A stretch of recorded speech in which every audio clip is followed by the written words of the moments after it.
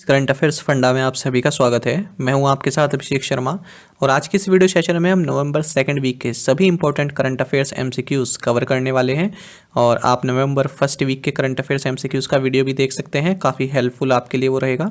जो एस्पिरेंट्स हमारे daily current affairs नहीं देख पाते हैं वो इस वीडियो के थ्रू अपने नवंबर सेकंड वीक के सभी करंट अफेयर्स कवर कर सकते हैं।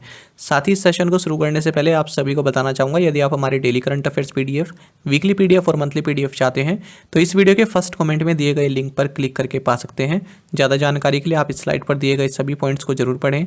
कोई भी आपका डाउट हो, कुछ भी आप पूछना चाहें तो हमें कमेंट बॉक्स में जरूर लिखें। तो चलिए फिर करते हैं शुरुआत इस वीडियो सेशन की। कुक आइलैंड्स में भारत के अगले उच्चायुक्त के रूप में किसे नियुक्त किया गया है? ऑप्शंस आपके सामने हैं। अजनीश कुमार, पार्थ सतपथी, संजय भट्टाचार्य या फिर मुक्तेश कुमार परदेशी। सही आंसर होगा option D. So Muktesh Kumar Pardeshi has been appointed as the next high commissioner of India to the Cook Islands. बाकी आपको जानना चाहिए कुक आइलैंड्स की कैपिटल अवारुआ है, करेंसी है न्यूजीलैंड डॉलर। तो ये आप देख सकते हैं साउथ पैसिफिक ओशन में लोकेटेड है कुक आइलैंड्स, ये न्यूजीलैंड है। और जो कुक आइलैंड्स है इसका जो डिफेंस और फॉरेन अफेयर्स है ये जो है न्यूजीलैंड ही देखता है। आगे बढ़ते हैं। प्रतिष्ठित Tenzing Norgay national adventure award 2020 से किसे सम्मानित किया जाएगा? अरुणिमा सिन्हा, शिवांगी पाठक, प्रियंका मोहिते या फिर मालावत पूर्णा। सही आंसर होगा option C. So Priyanka Mohite will be bestowed with the prestigious Tenzing Norgay national adventure award 2020। तो देखिए फ्रेंड्स, ये महाराष्ट्र बेस्ड माउंटेनियर हैं, पर्वतारोही हैं, जिनका नाम है प्रियंका मोहिते। तो इनको Tenzing Norgay national adventure award 2020 के लिए चुना गया है। साथ ही आपको जानना चाहिए कि इसी साल अप्रैल में इन्होंने माउंट अन्नपूर्णा इसको स्केल किया था, इसकी चढ़ाई की थी, जो कि 10th हाईएस्ट माउंटेन पीक है वर्ल्ड में। ये नेपाल में लोकेटेड है और ऐसा करने वाली ये फर्स्ट इंडियन वुमेन क्लाइंबर बन गई थी। तो केवल इकलौती यही नहीं है जिनको इस 2020 का Tenzing Norgay national adventure award मिला है, और भी हैं, देख लेते हैं। शीतल हैं, लेड एडवेंचर कैटेगरी मिले हैं, माउंटेनियरिंग हैं, ये भी मतलब माउंटेनियर हैं, पर्वतारोही हैं। प्रियंका मोहिते हमने डिस्कस कर लिया है। अमित बिष्ट जी और सर्वेश दत्त, इन दोनों को भी मिला है, इनको लैंड एडवेंचर में और इनको एयर एडवेंचर में। तो ये चारों ही नाम Tenzing Norgay national adventure award 2020 से संबंधित है। आगे बढ़ते हैं। निम्नलिखित में से कौन क्यूएस एशिया यूनिवर्सिटी रैंकिंग 2020 में जगह बनाने वाला एशिया का सबसे युवा विश्वविद्यालय बन गया है? Delhi university, Calcutta university, Chandigarh university या फिर जवाहरलाल नेहरू यूनिवर्सिटी। ऑप्शंस आपके सामने हैं और सही आंसर होगा option C. So Chandigarh university has become the youngest university of Asia to make it into QS Asia universities ranking 2022। देखिए फ्रेंड्स, चंडीगढ़ यूनिवर्सिटी जो कि घरौन चंडीगढ़ में है, तो ये यंगेस्ट यूनिवर्सिटी ऑफ एशिया बन गई है, जिसने क्यूएस एशिया यूनिवर्सिटीज़ रैंकिंग 2022 में स्थान पाया है। तो 271 से 280 का जो रैंक बैंड है इसमें इसको रखा गया। यंगेस्ट मतलब स्थापना दिवस के हिसाब से यंगेस्ट है। बाकी आपको जानना चाहिए कि नेशनल यूनिवर्सिटी ऑफ सिंगापुर ये लगातार चौथे साल एशिया की बेस्ट यूनिवर्सिटी बताई गई है। दूसरे नंबर पर चाइना की पेकिंग यूनिवर्सिटी है और तीसरे नंबर पर है नैनयांग टेक्नोलॉजिकल यूनिवर्सिटी सिंगापुर और यूनिवर्सिटी ऑफ हांगकांग जो कि हांगकांग में ही है। ये दोनों ही तीसरे पायदान पर हैं। बाकी आपको जानना चाहिए जो टॉप 3 इंडियन यूनिवर्सिटीज़ हैं ये हैं आईआईटी बॉम्बे जिसकी रैंक 42 है, आईआईटी दिल्ली जिसकी रैंक 45 है और तीसरे नंबर पर है आईआईटी मद्रास जिसकी रैंक 54 है। व्यापार संपर्क बढ़ाने के प्रयासों के तहत भारत और किस देश के बीच व्यापार के लिए 7 अतिरिक्त प्रवेश और निकास बिंदु खोले जाएंगे? ऑप्शन है आपके पास नेपाल, भूटान, श्रीलंका या फिर बांग्लादेश। सही आंसर होगा option B. So India and Bhutan will have 7 additional entry and exit points for trade as part of measures to increase trade connectivity. तो देखिए, ट्रेड कनेक्टिविटी को बढ़ाने के लिए इंडिया और भूटान जो है एक चीज़ पर जिस पर सहमत हुए हैं वो ये है कि हम जो है 7 additional entry and exit points जो है ओपन करेंगे।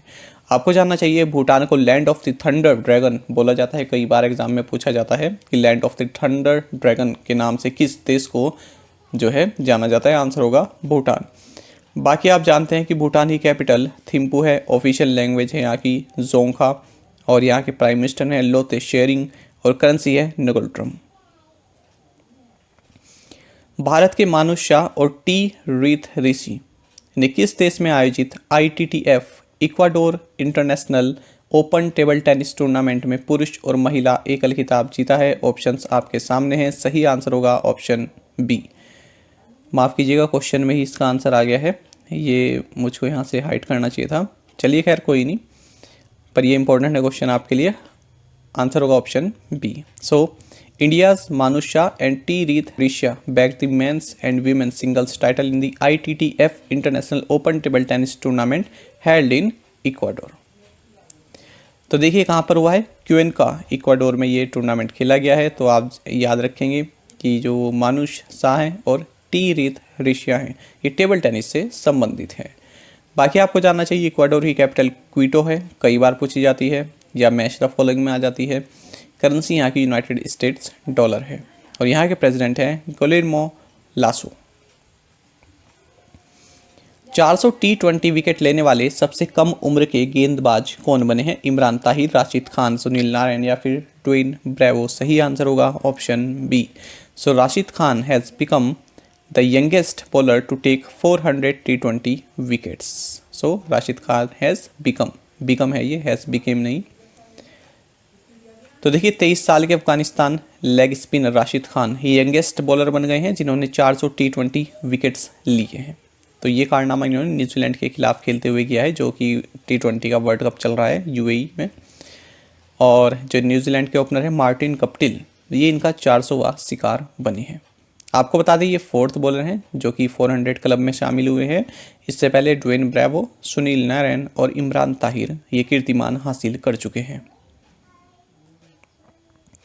यूनेस्को ने शिल्प और लोक कला श्रेणी के तहत रचनात्मक शहर नेटवर्क के हिस्से के रूप में 49 शहरों में किस भारतीय शहर को भी चुना है? मैसूर, भोपाल, श्रीनगर या फिर बेंगलुरु? सही आंसर होगा option C. The UNESCO has picked up Srinagar among 49 cities as part of the Creative City Network under the Crafts and Folk Arts category। तो देखिए यूनेस्को मतलब united nations educational, scientific and cultural organization, इसने श्रीनगर को 49 cities में चुना है। ये 49 cities क्या हैं? ये creative city network under the crafts and folk art category में रखी गई हैं। आपको बता दें अब तक केवल जयपुर जिसको 2015 में और वाराणसी एंड चेन्नई जिन्हें कि 2015 और 2017 में रेस्पेक्टिवली रखा गया था। केवल अभी तक यही 3 सिटीज़ भारत की ओर से शामिल थी। तो अब यहाँ पर श्रीनगर, जम्मू एंड कश्मीर भी शामिल हो गई है। बाकी यूनेस्को के बारे में आपको जानना चाहिए, इसका हेडक्वार्टर्स पेरिस फ्रांस में है। इसकी डायरेक्टर जनरल हैं ऑद्रे अजोले और इसकी स्थापना 16 नवंबर 1945 को हुई थी। स्थापना ईयर आप याद रखेंगे, स्थापना वर्ष क्या है पूछ लिया जाता है यूनेस्को का। साथ ही आपको जानना चाहिए इसका मोटो है building peace in the minds of man and women. इस तरह क्वेश्चन भी देखिए, अब आपको हमेशा ये तैयार रहना चाहिए कि क्या नया क्वेश्चन बन सकता है। तो इस तरह का क्वेश्चन ही बन सकता है building peace in the minds of man and women, ये किसका मोटो है? तो आंसर होगा यूनेस्को। यूनाइटेड किंगडम की सरकार ने किस भारतीय लीडर के जीवन और विरासत को मनाने के लिए 5 पाउंड के सिक्के का अनावरण किया है? सरदार पटेल, भगत सिंह, नेताजी सुभाष चंद्र बोस या फिर महात्मा गांधी? सही आंसर होगा option D. The government of United Kingdom has unveiled a 5 pound coin to commemorate the life and legacy of Mahatma Gandhi. आपको जानना चाहिए ऋषि सुनक जो कि ब्रिटेन के फाइनेंस मिनिस्टर हैं और ये यूनाइटेड किंगडम के first Indian origin finance minister हैं, आपको जानना चाहिए। तो इन्होंने इस कॉइन का अनावरण किया है। आपको बता दें महात्मा गांधी को ट्रिब्यूट दी गई है और ये कॉइन जो है हीना ग्लोवर के द्वारा डिज़ाइन किया गया है और इस पर लोटस भी बना है। साथ ही इसमें महात्मा गांधी का एक फेमस कोट है, ये भी लिखा है, my life is my message. शांति और विकास के लिए विश्व विज्ञान दिवस किस दिन मनाया जाता है? 7 नवंबर, 8 नवंबर, 9 नवंबर या फिर 10 नवंबर? सही आंसर होगा option D. World science day for peace and development is observed on November 10। इसी के साथ आपको जानना चाहिए, इसी से संबंधित है, international week of science and peace, ये भी इसी के साथ मनाया जाता है। तो इस बार जो है 9 से 14 नवंबर के बीच में ये मनाया जा रहा है। International week of science and peace 9th to 14th November और world science day for peace and development is November 10। तो दोनों चीज़ें आप याद रखेंगे, इंपॉर्टेंट रहेगा ये आपके लिए। स्थानीय आर्थिक विकास के लिए किस लघु वित्त बैंक ने नाबार्ड के साथ हाथ मिलाया है? AU small finance bank, ESAF small finance bank, capital small finance bank या फिर फिनकेयर स्मॉल फाइनेंस बैंक? सही आंसर होगा option B. So ESAF small finance bank has joined hands with NABARD for local economic development. बाकी आपको जानना चाहिए जो ESAF small finance bank है, इसके एमडी एंड सीईओ के पॉल थॉमस हैं। हेडक्वार्टर्स थ्रिसूर केरल में है। टैगलाइन है जॉय ऑफ बैंकिंग। किस फिनटेक प्लेटफॉर्म ने रुपे प्लेटफॉर्म पर पूर्व किशोरों और किशोरों के लिए एक स्मार्ट बहुउद्देश्य कार्ड लॉन्च किया है? जूनियो, इंस्टामोजो, पाइन लैब्स या फिर जस्ट मनी? सही आंसर होगा option A. So fintech platform Junio has launched a smart multipurpose card for preteens and teenagers on the RuPay platform. तो देखिए जो किड्स हैं या फिर जो टीन्स हैं उनके लिए एक कार्ड इन्होंने लॉन्च किया है जो कि डेबिट कार्ड की तरह यूज़ होगा आपके ऑनलाइन और ऑफलाइन परचेजेस के लिए। तो बच्चों के लिए लॉन्च किया है। Pre teens and teenagers, teenagers का मतलब क्या हुआ? टीन आता है जिसकी लास्ट में 13, 14, 15, ठीक है, 16, 17, 18, 19। तो 13 लास्ट में टीन आ रहा है ना, तो इनको टीनेजर्स बोला जाता है। तो 13 से लेके 19 तक की जो एज कैटेगरी होती है इनको टीनेजर्स बोलते हैं। और प्री टीन क्या हो गया? 13 से पहले के 12, 11, 10 ये सब, ठीक है। तो टीनेजर का मतलब क्या होता है? 13 से 19, क्योंकि लास्ट में टीन आ रहा है ना, इसलिए। लिबर्टी जनरल इंश्योरेंस लिमिटेड ने मोटर बीमा को डिजिटल रूप में पेश करने के लिए किस भुगतान ऐप के साथ भागीदारी की है? पेटीएम, फोनपे, भारत पे या फिर गूगल पे? सही आंसर होगा option B. Liberty General Insurance Limited has partnered with PhonePe to offer motor insurance digitally. तो मोटर इंश्योरेंस डिजिटली प्रोवाइड कराने के लिए लिबर्टी जनरल इंश्योरेंस लिमिटेड ने फ़ोनपे के साथ पार्टनरशिप की है। बाकी आपको जानना चाहिए फ़ोनपे के सीईओ समीर निगम है। हेडक्वार्टर्स बेंगलुरु कर्नाटक में है। इलेक्ट्रिक वाहनों के आसान वित्त पोषण के लिए भारतीय स्टेट बैंक के साथ नीति आयोग और कौन सा बैंक 300 मिलियन US$ का first loss risk sharing instrument स्थापित कर रहे हैं? ऑप्शंस हैं आपके पास, World Bank, Reserve Bank of India, New Development Bank या फिर एशियन डेवलपमेंट बैंक? सही आंसर होगा option A. NITI Aayog and World Bank are setting up a 300 million US$ first loss risk sharing instrument with State Bank of India for easier financing of electric vehicles. तो देखिए electric vehicles की financing से संबंधित है, तो यहाँ पर 300 मिलियन US$ का एक first loss risk sharing instrument sign किया गया है, जिसको कि जो इसका मैनेजर होगा वो स्टेट बैंक ऑफ इंडिया होगा, फंडिंग करेगा वर्ल्ड बैंक। किस देश ने रोग सूचक कोविड-19 के मामलों की इलाज के लिए दुनिया की पहली गोली को मंजूरी दी है? ठीक है, तो जो रोग सूचक मतलब सिम्टोमेटिक जो केसेस होते हैं, तो उसके लिए वर्ल्ड की फर्स्ट पिल किसने अप्रूव की है? सही आंसर होगा option B. So United Kingdom has approve the world's first pill to treat cases of symptomatic कोविड-19। तो देखिए फ्रेंड्स, यहाँ पर एक कंपनी है मेर्क एंड रिचबैक बायोथेरेपेटिक्स, तो इनकी एक ये ओरल पिल है जिसका नाम है मोलनुपिराविर। तो इसको जो है अप्रूव कर दिया है यूनाइटेड किंगडम के ड्रग रेगुलेटर ने। तो कोविड-19 के जो पेशेंट हैं, काफ़ी सीरियस पेशेंट्स हैं, उनको ये पिल दी जाएगी। आपको बता दें यूनाइटेड किंगडम में इस पिल को लेज़व्रियो इस नाम से जाना जाएगा, और बताया जा रहा है कि जो इसके जो कोविड-19 का जो प्रभाव है इसको 50% तक ये कम कर देती है। तो नाम याद रखेंगे आप इसका, मोलनुपिराविर, और यूनाइटेड किंगडम में ये लेज़व्रियो के नाम से जानी जाएगी। किसके द्वारा बनाई गई है ये भी आप याद रखेंगे। वास्तविक व्यावसायिक निर्णय लेने वाले लोगों की सुरक्षा के लिए वित्त मंत्रालय ने कितने रुपए तक के एनपीए खातों के लिए एक समान स्टाफ जवाबदेही ढांचा जारी किया है? इंपॉर्टेंट रहेगा आपके बैंकिंग एग्जाम के लिए। ऑप्शंस आपके सामने है, सही आंसर होगा option B. To protect the people taking bonafide business decisions, the finance ministry has issued a uniform staff accountability framework for NPA accounts up to 50 crore rupees. देखिए इसमें क्या है, कई तरह के देखिए बैंक के लोग भी मिले रहते हैं। कभी एनपी हो जाता है ना, जो नॉन परफॉर्मिंग एसेट बन जाते हैं, ठीक है। किसी बैंक ने कर्ज दिया है, वो वापस नहीं आ रहा है, तो फिर वो एनपीए की कैटेगरी में चला जाता है। जब लंबे टाइम तक नहीं वापस आता है तो कुछ बैंक के लोग की भी उसके साथ मिले जुले हो सकते हैं, ऐसा भी हो जाता है, कई बार पकड़े भी जाते हैं लोग। तो इसी के लिए जवाबदेही, पूरे बैंक के स्टाफ की जवाबदेही होगी, तो इसलिए एक फ्रेमवर्क यहाँ पर जो है जारी किया है। तो 1 अप्रैल 2022 से ये जो है फ्रेमवर्क लागू होगा। तो 50 करोड़ रुपए तक के जो एनपीए होंगे, ठीक है, जो नॉन परफॉर्मिंग एसेट जो 50 करोड़ रुपए तक के होंगे, तो उसकी जवाबदेही जो है बैंक के स्टाफ की भी होगी। हालांकि इसमें मान लीजिए किसी ने डिसीजन लिया है, सही नीयत से डिसीजन लिया है, पर वो जो डिसीजन जो है आगे जाके गलत साबित हो गया, तो इस तरह के लोगों को उसमें जो है नहीं शामिल किया जाएगा, उन पर कोई कार्रवाई नहीं होगी। लेकिन जिन्होंने गलत नीयत से ही फैसला लिया है तो उन पर कार्रवाई की जाएगी, ये इस क्वेश्चन का मतलब है। तो 50 करोड़ रुपए तक का जो इस तरह के एनपीए बन जाएंगे तो उसमें जो है सभी कर्मचारियों की जवाबदेही रहेगी, ये यहाँ पर बात कही गई है। किसने सर्कुलर जारी किया है? डिपार्टमेंट ऑफ फाइनेंशियल सर्विसेज ने। द सिनेमा ऑफ सत्यजीत रे नामक पुस्तक के लेखक कौन है? ऑप्शन आपके सामने हैं। सही आंसर होगा ऑप्शन सी।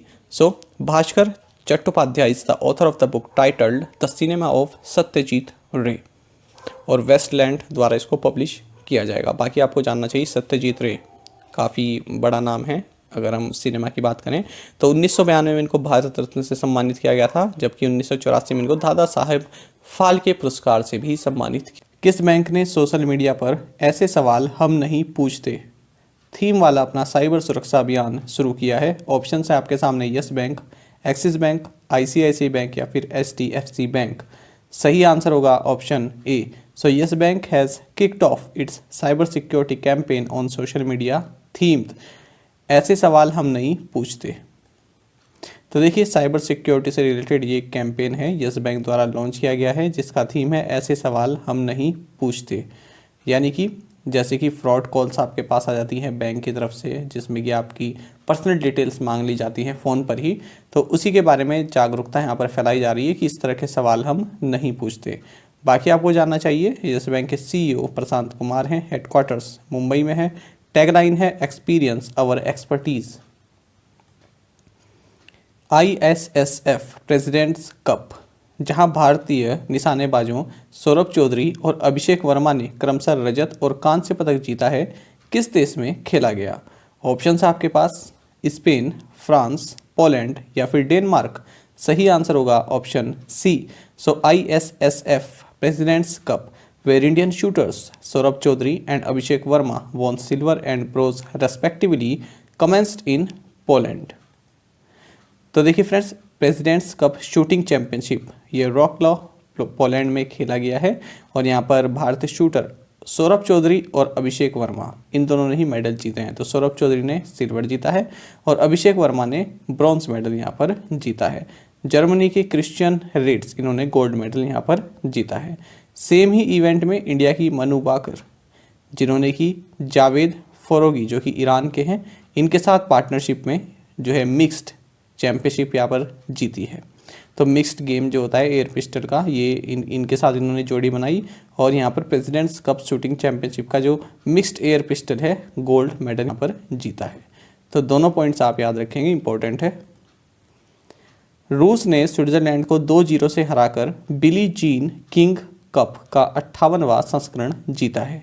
इस महिला टीम स्पर्धा, जिसे अब टेनिस के दिग्गज बिली जीन किंग के नाम पर रखा गया है, को पहले किस नाम से जाना जाता था? ऑप्शंस आपके सामने, Fed Cup, Davis Cup, Laver Cup या फिर हॉफमैन कप। सही आंसर होगा ऑप्शन ए। देखिए इंग्लिश में देखिएगा, अच्छे समझ में आएगा। Russia won the 58th edition of the Billie Jean King Cup by defeating Switzerland 2-0। The women's team event, now named after tennis legend Billie Jean King, was earlier known as Fed Cup। देखिए क्या कह रहे हैं, ये जो बिली Jean King cup है इसको रूस ने स्विट्जरलैंड को हराकर जीत लिया है। तो ये पूछा जा रहा है कि जो ये बिली जीन किंग कप है ना, इसको पहले किस नाम से जाना जाता था? तो ये क्वेश्चन पूछा जा रहा है। तो एक ही क्वेश्चन में जो है दो जानकारी आपको मिल गई। एक तो यही कि किसने जीता है कप, रूस ने। दूसरी जानकारी ये आपको मिल जाएगी कि ये जो बिली जीन किंग कप है इसको पहले किस नाम से जाना जाता था। सही आंसर है ऑप्शन ए। तो रशिया ने स्विट्जरलैंड को हरा दिया है और इस बिली जीन किंग कप को पहले फेड कप के नाम से जाना जाता था। ये जो कप है ये प्राग में हुआ है, यानी कि ये जो इवेंट है ये प्राग में खेला गया। मैक्सिकन ग्रां प्री 2021 किसने जीता है? ऑप्शंस आपके सामने हैं, सही आंसर होगा option B. So Max Verstappen won the Mexican Grand Prix 2021। तो देखिए, आप जानते हैं Verstappen Belgian Dutch racing driver हैं जो कि रेड बुल के लिए रेसिंग करते हैं। तो इन्होंने मैक्सिकन ग्रां प्री 2021 जीता है। WTT कंटेंडेंट लास्को, जहां भारत की मनिका बत्रा और अर्चना गिरीश कामत ने महिला युगल खिताब जीता, ये किस देश में खेला गया है? स्पेन, टर्की, बेलारूस या फिर स्लोवेनिया? सही आंसर होगा option D. WTT contender Lasko where India's Manika Batra and Archana Girish Kamath won the women's doubles title was played in Slovenia. Important question रहेगा। देखिए, स्पोर्ट्स से कई सारे क्वेश्चन हैं आज आपके लिए, और स्पोर्ट्स के आपके जो खास करके बैंक एग्जाम है यहाँ पर पूछ ले जाते हैं। तो देखिए, इंडिया की मनिका बत्रा और अर्चना कामत दोनों, पहले ये भी याद रखिएगा, मनिका बत्रा को आप जानते होंगे और अर्चना कामत भी आप जो है जान लीजिए। तो यहाँ पर टेबल टेनिस की बात हो रही है। तो इन्होंने WTT कंटेंडेंट लास्को, ये कप का नाम है, स्लोवेनिया में हुआ है ये, इसको डबल टाइटल जीता है। तो इन्होंने जो है Melanie Diaz and Adriana Diaz, इन दोनों को इन्होंने हराया है। निम्नलिखित में से कौन टाइटल पार्टनर के रूप में British racing team Jaguar racing में शामिल हुआ है? IBM, TCS, विप्रो या फिर इन्फोसिस? सही आंसर होगा option B. So TCS has joined British racing team Jaguar Racing as the title partner. तो देखिए, टाटा कंसल्टेंसी सर्विसेज, इसने जो है British racing team Jaguar Racing को जो है ज्वाइन कर लिया है इसके टाइटल पार्टनर के रूप में, और अब जो ये टीम है इसको बोला जाएगा जगुआर TCS रेसिंग के नाम से इस टीम को जाना जाएगा। बांस और बेंत विकास संस्थान ने भारत का पहला बांस निर्मित क्या प्रोडक्ट विकसित किया है? ऑप्शन है आपके सामने, cricket bat, hockey stick, bicycle helmet या फिर टेनिस रैकेट? सही आंसर होगा option A. So bamboo and cane development institute has developed India's first ever bamboo made cricket bat. तो देखिए, bamboo and cane development institute of Tripura, इन्होंने किसके साथ मिलकर? North east centre of technology application and reach, इसके साथ मिलकर इन्होंने जो है भारत का पहला बैम्बू मेड क्रिकेट बैट बनाया है। तो बैम्बू, जिसको यहाँ पर बूम के नाम से जाना जाता है, इससे ये बैट को बनाया गया है। साथ ही इन्होंने बैम्बू विकेट्स भी बनाए हैं, जो कनकैच नाम से एक वैरायटी होती है बैम्बू की, इससे इन्होंने बनाए हैं। पुरुषों के T20 क्रिकेट में भारत का अग्रणी विकेट लेने वाला गेंदबाज कौन बन गया है? जसप्रीत बुमराह, रविंद्र जडेजा, युजवेंद्र चहल या फिर मोहम्मद शामी? सही आंसर होगा option A. So Jasprit Bumrah has become India's leading wicket taker in men's T20 cricket. तो देखिए, आपको मालूम ही होगा कि भारत का जो कैंपेन चल रहा था T20 वर्ल्ड कप में, वो तो अब एंड हो चुका है। इसमें स्कॉटलैंड के साथ भी खेला था। तो स्कॉटलैंड के खिलाफ खेले ये दुबई इंटरनेशनल क्रिकेट स्टेडियम में। तो यहाँ पर जसप्रीत बुमराह ने जो है युजवेंद्र चहल जो है भारत के बॉलर, तो इनका जो रिकॉर्ड है उसको तोड़ दिया है, और ये अब T20 क्रिकेट में लीडिंग विकेट टेकर बन गए हैं। तो इन्होंने इस मैच में स्कॉटलैंड के जो बैट्समैन है मार्क वाट, इनको जब डिसमिस किया तब इन्होंने जो चहल की टैली है 63 विकेट्स, इसको पार कर लिया, यानी कि तब जसप्रीत बुमराह के 64 विकेट्स हो गए थे। भारत सरकार ने अगस्ता वेस्टलैंड हेलीकॉप्टर सौदे में शामिल किस इटालियन रक्षा फर्म पर से अपना प्रतिबंध हटाने का फैसला किया है? सही आंसर होगा option D. Indian government has decided to lift its ban on Leonardo, Italian defense firm that was involved in the Augusta Westland helicopter deal। Important question है ये भी। देखिए फ्रेंड्स, लियोनार्डो, जिसको पहले आप इस नाम से जानते थे, ये आप मेरे ख्याल से जो मैं सही प्रोनाउंस करूँगा इसको बोलेंगे फिनमे सैनिका, ठीक है। तो इसको पहले लियोनार्डो के इसको जो लियोनार्डो है इसको पहले इस नाम से जाना जाता था। ये एक इटालियन फर्म है, डिफेंस फर्म है, और इस पर पहले जो UPA गवर्नमेंट थी, कांग्रेसी गवर्नमेंट थी, इसने बैन लगा दिया था। क्यों लगा दिया था? क्योंकि यहाँ पर VVIP चोपर स्कैम हुआ था 3600 करोड़ रुपए का। तो देखिए, आपको बता दें हुआ क्या था। देखिए 2013-14 में कांग्रेस गवर्नमेंट ने इस पर जो है बैन लगा दिया था। हुआ क्या था, भारत सरकार जो कांग्रेस की सरकार थी उस वक्त, इनको हेलीकॉप्टर चाहिए थे, 12 हेलीकॉप्टर इनको चाहिए थे वीवीआईपी पर्पस के लिए, प्रेसिडेंट प्राइम मिनिस्टर इनके पर्पस के लिए चाहिए थे इनको। तो अगस्ता वेस्टलैंड जो एक कंपनी है इससे चाहिए थे इनको। तो इस कंपनी ने क्या किया, भारत में जो है कुछ पॉलिटिशियंस हो गए या फिर और भी कोई हाई प्रोफाइल लोग हो गए, तो उनको जो है इन्होंने रिश्वत दी, मिडिल मैन के थ्रू, जो बिचौलिए होते हैं उनके थ्रू रिश्वत दी कि ये डील हमको मिल जाए, जो हेलीकॉप्टर प्रोवाइड करने की डील है ये हमको मिल जाए। तो इसके लिए इन्होंने जो पैसे दिए ना, तो उससे क्या हुआ, फिर जो यहाँ के हमारे भारत वाले भी आपको पता ही है कि आगे रहते हैं, ठीक है। तो इन्होंने क्या किया, कुछ चेंजेस कर दिए।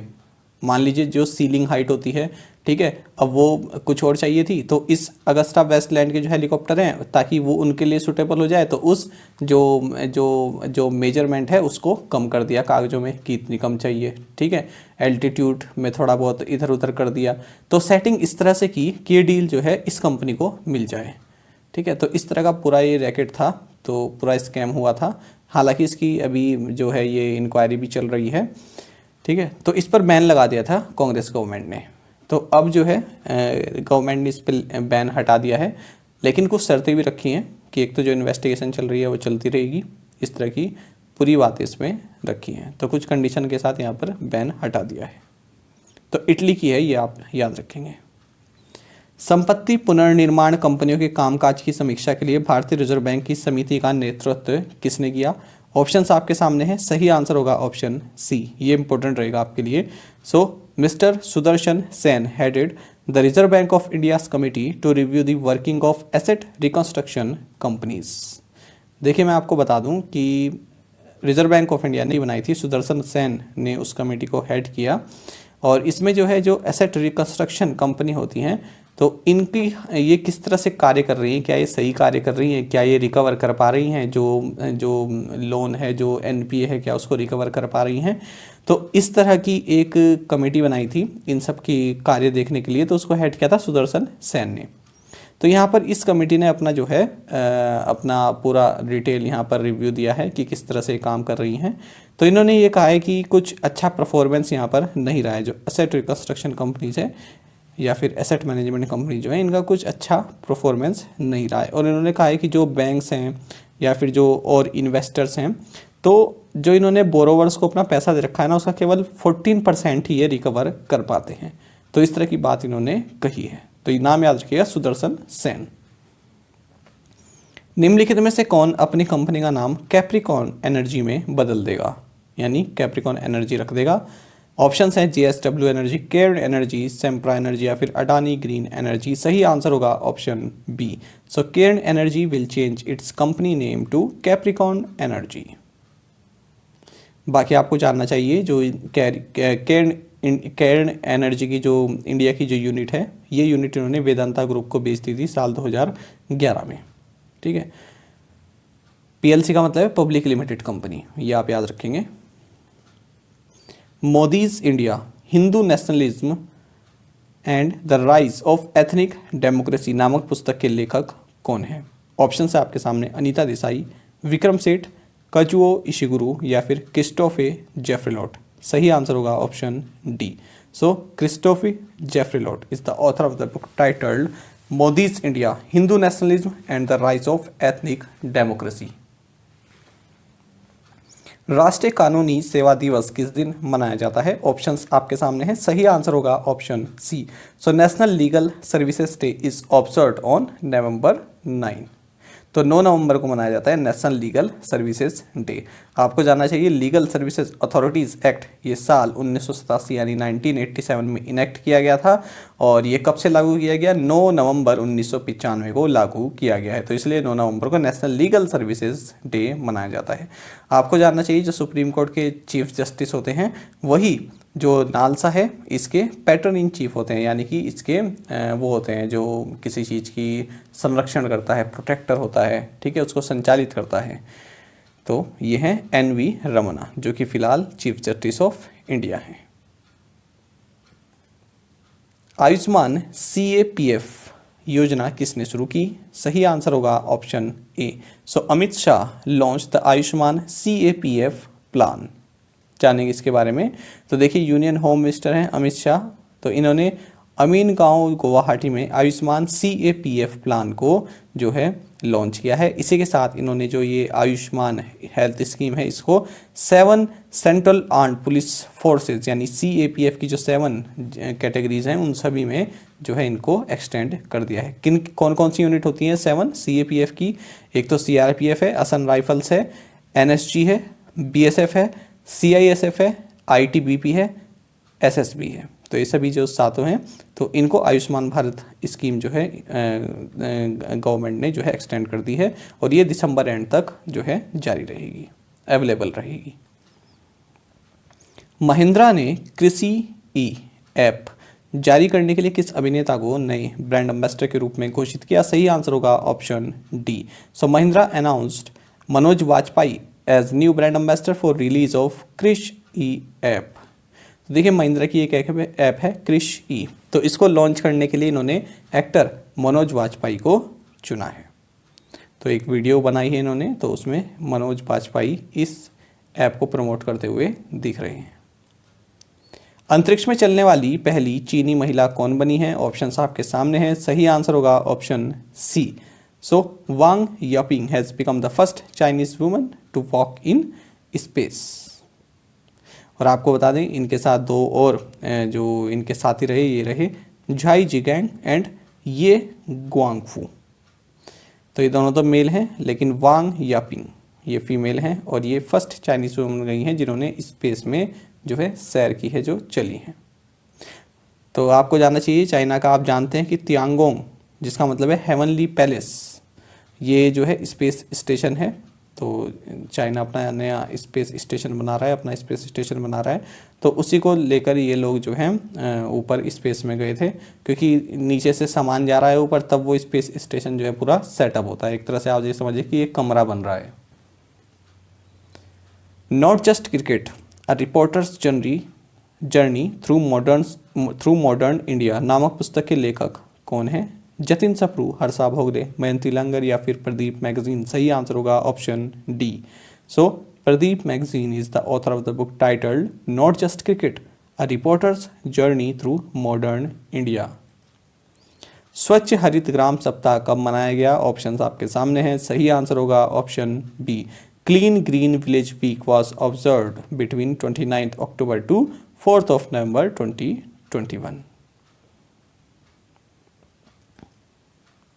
तो देखिए भारत आप जानते हैं कि आज़ादी का अमृत महोत्सव मना रहा है, जो कि 75 वीक लॉन्ग सेलिब्रेशन है।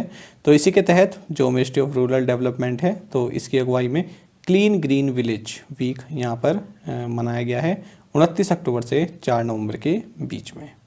तो मनरेगा के तहत इसको मनाया गया है। केंद्रीय पर्यावरण, वन और जलवायु परिवर्तन और श्रम और रोजगार मंत्री भूपेंद्र यादव ने किस कॉलेज में गंगा कनेक्ट प्रदर्शनी का उद्घाटन किया है? King's College London, city of Glasgow college, university of Greenwich या फिर Victorian college of the arts. सही आंसर होगा option B. The union minister for environment, forest and climate change and labour and employment Bhupendra Yadav inaugurated the Ganga Connect exhibition at City of Glasgow College, Scotland. तो Scotland में इस exhibition को launch किया गया है भूपेंद्र यादव के द्वारा। आपको बता दें ये जो है आपका ग्लासगो से लॉन्च किया गया, इसके बाद फिर ये और भी यूनाइटेड किंगडम की जो सिटीज़ हैं जैसे कार्डिफ, बर्मिंघम, इन सब से होते हुए फिर लंदन में ये जो है फाइनली एंड होगा। तो इम्पोर्टेंट न्यूज़ है ये भी। किस दिन को जनजातीय गौरव दिवस के रूप में मनाया जाएगा? ऑप्शंस आपके सामने हैं। 12 नवंबर, 13 नवंबर, 14 नवंबर या फिर 15 नवंबर। सही आंसर होगा option D. So 15 November will be celebrated as the Janjatiya Gaurav दिवस। तो देखिए यूनियन कैबिनेट की एक मीटिंग हुई है जिसकी अध्यक्षता प्राइम मिनिस्टर नरेंद्र मोदी ने की। तो इन्होंने 15 नवंबर को जनजातीय गौरव दिवस मनाने का ऐलान किया है। आपको बता दें कि 15 नवंबर इसलिए चुना गया है क्योंकि ये बर्थ एनिवर्सरी होती है श्री बिरसा मुंडा जी की, जिनको कि ट्राइबल कम्युनिटी भगवान के रूप में देखती है। तो यहाँ पर जो ट्राइबल जो लोग हैं, जो ट्राइबल कम्युनिटी है, उनको यहाँ पर एक ट्रिब्यूट दी जा रही है 15 नवंबर को जनजातीय गौरव दिवस के रूप में मनाकर।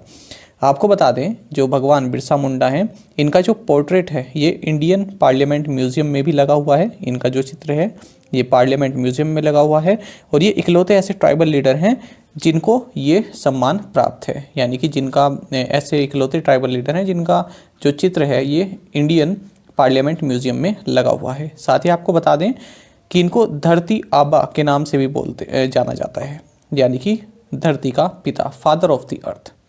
तो ये मैं पॉइंट जो है आपके लिए अलग से निकाल के लाया हूँ, मैंने खोजा फिर मेरे को ये पॉइंट मिला, ठीक है। तो इस पॉइंट को आप जो है नोट कर लीजिएगा। साथ ही आपको ये जानना चाहिए कि हाल ही में गवर्नमेंट ऑफ इंडिया ने 10 ट्राइबल फ्रीडम फाइटर म्यूजियम भी सैंक्शन किए हैं कि पूरी भारत में बनाए जाएंगे। आगे बढ़ते हैं। किस बैंक ने इजी राइड 2 व्हीलर लोन योजना शुरू की है? Bank of India, State Bank of India, Union Bank of India या फिर पंजाब नेशनल बैंक? सही आंसर होगा option B. So State Bank of India has launched easy ride 2 wheeler loan scheme. जानेंगे इसके बारे में। तो देखिए स्टेट बैंक ऑफ इंडिया ने 2 व्हीलर लोन स्कीम लॉन्च किया जिसका नाम है SBI इजी राइड। तो इस लोन सुविधा जो इस लोन सुविधा को आप जो SBI का डिजिटल बैंकिंग प्लेटफॉर्म है योनो, इसके थ्रू अवेल कर सकते हैं। तो इसमें जो है जो भी व्हीकल आप लेना चाहते हैं उसका जो ऑन रोड प्राइस है उसके 85% तक आप लोन ले सकते हैं। लिमिट भी यहाँ पर लगाई हुई है। मैक्सिमम लोन जो आप ले सकते हैं वो 3 लाख रुपए तक का ले सकते हैं और मिनिमम लोन 20,000 रुपये तक का ले सकते हैं और पर एनम 10.5% का इंटरेस्ट उसमें देना होगा 4 साल की अवधि के लिए। आगे बढ़ते हैं।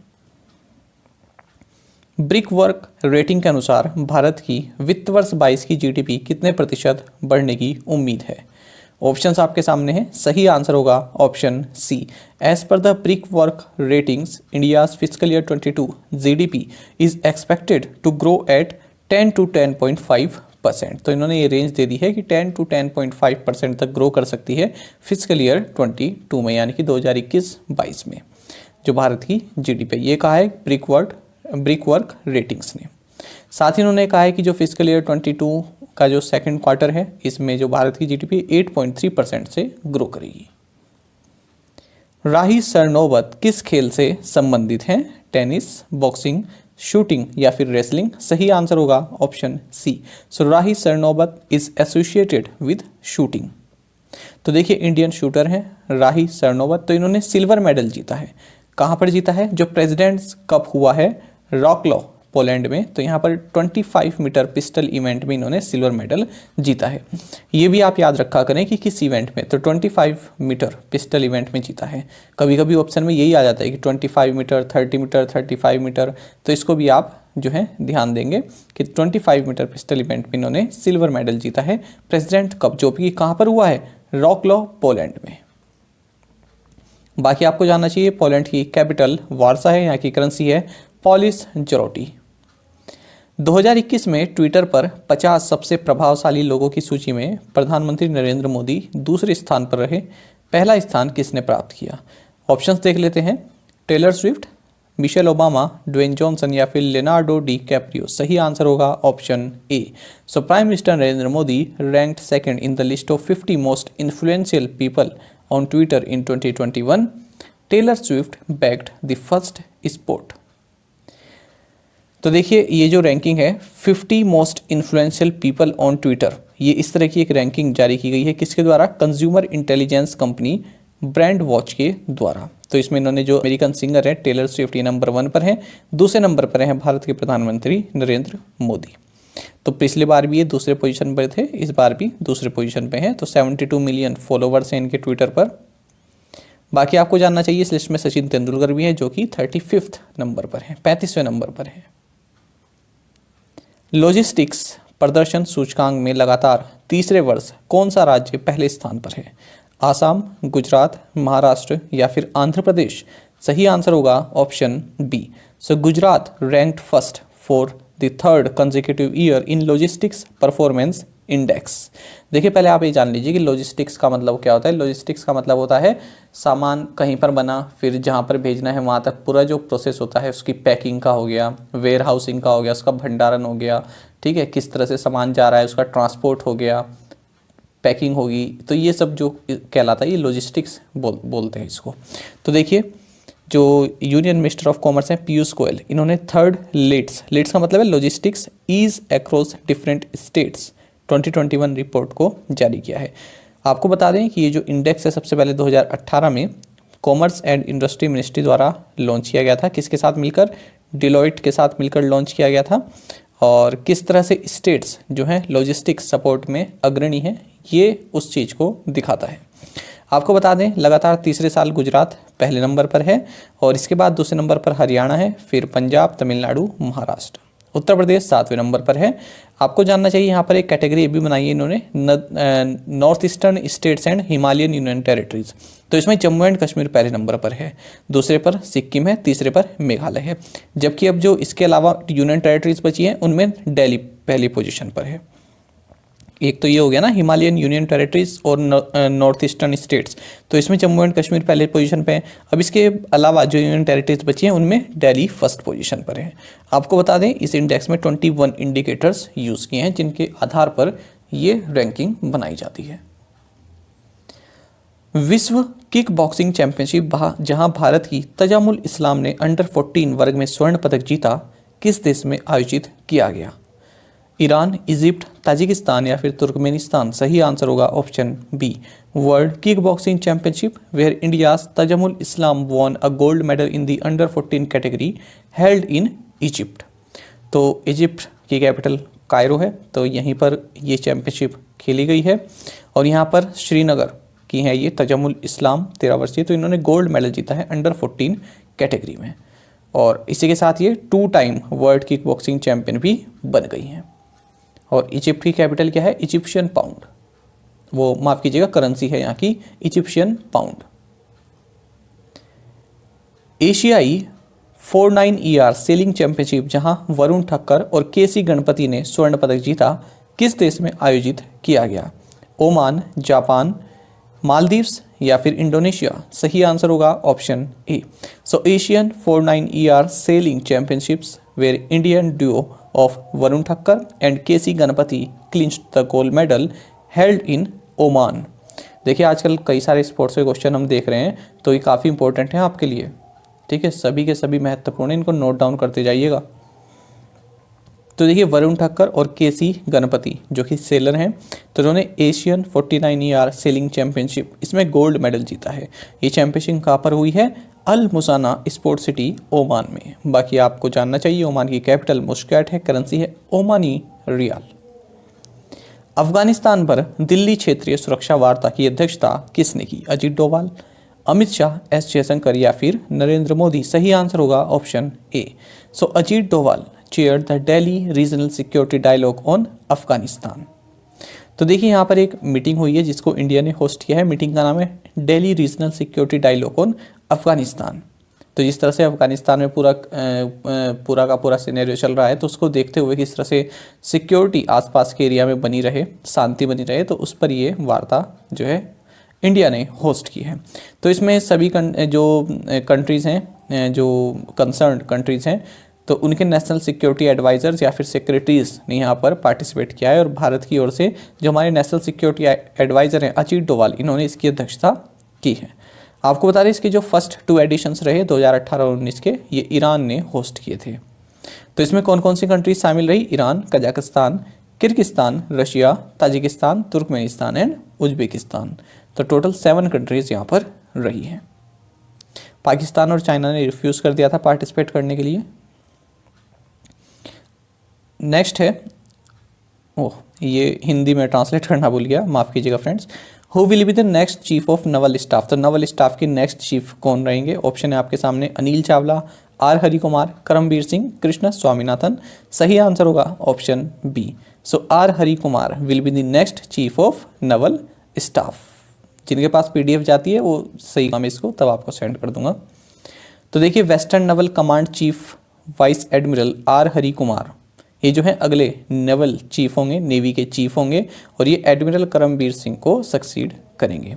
तो जब ये वेस्टर्न नवल कमांड चीफ रहे हैं, तो अब ये हो जाएंगे नेवी चीफ। तो वेस्टर्न नवल कमांड किसके पास चली गई है? अब कृष्ण स्वामीनाथन के पास। तो कृष्ण स्वामीनाथन ये होंगे अब chief of staff western Naval command. तो दोनों अपॉइंटमेंट्स आप याद रखेंगे। ई अमृत वेब पोर्टल किसके द्वारा विकसित किया गया है? टीसीएस, ट्राइफेड, नाबार्ड या फिर नीति आयोग? सही आंसर होगा option D. So E Amrit web portal is developed by NITI Aayog. मैं आपको एक बात बताना चाहूँगा, देखिए नीति आयोग से जुड़े जो भी क्वेश्चन होते हैं ना एमसीक्यूज, वो काफ़ी इंपॉर्टेंट होते हैं। तो जिन एस्पिरेंट्स के पास हमारी पीडीएफ है, तो आप क्या किया कीजिए, हर एक महीने में हर एक महीने की पीडीएफ खोलिए, अलग से कंट्रोल F दबाइए, तो वो सर्च का ऑप्शन आ जाता है ना पीडीएफ में, उसमें नीति आयोग लिखिए, एंटर मारिए, तो नीति आयोग जहाँ जहाँ भी डिस्कस हुआ होगा वो आपके पास आ जाएगा। तो नीति आयोग के एक अलग से पॉइंट बना लीजिए, एक पेज पे नीति आयोग की ही न्यूज़ लिख लीजिए जहाँ पर जिन क्वेश्चन का आंसर नीति आयोग है। ठीक है, तो नीति आयोग काफ़ी इंपॉर्टेंट रहता है। जिनके पास पीडीएफ नहीं है कोई बात नहीं, आप लोग जो भी आपके पास मटेरियल हो तो उसमें आप कंट्रोल F दबाइए, नीति आयोग सर्च कीजिए, नीति आयोग के जितने भी पॉइंट्स हैं उनको नोट डाउन कर लीजिए, करंट अफेयर्स वाले। ठीक है, तो ये इंपॉर्टेंट रहता है। खैर, इस क्वेश्चन के बारे में देखते हैं। तो इंडिया ने ई अमृत नाम का एक वेब पोर्टल लॉन्च किया है इलेक्ट्रिक व्हीकल्स के लिए। कहाँ पर लॉन्च किया? जो COP26 समिट है ग्लासगो यूके में। आपको बता दें इलेक्ट्रिक व्हीकल से संबंधित पोर्टल है ई अमृत। तो इसमें जो है इलेक्ट्रिक व्हीकल से रिलेटेड कंप्लीट जानकारी आप प्राप्त कर सकते हैं। किसी भी प्रकार का मिथ है या फिर और कुछ है वो भी आप यहाँ पर अपनी क्लैरिफाई कर सकते हैं।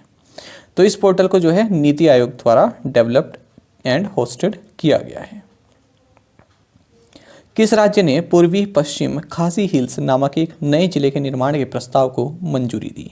आसाम, मणिपुर, नागालैंड या फिर मेघालय? सही आंसर होगा option D. So Meghalaya has approved the proposal of the creation of a new district called eastern west Khasi hills.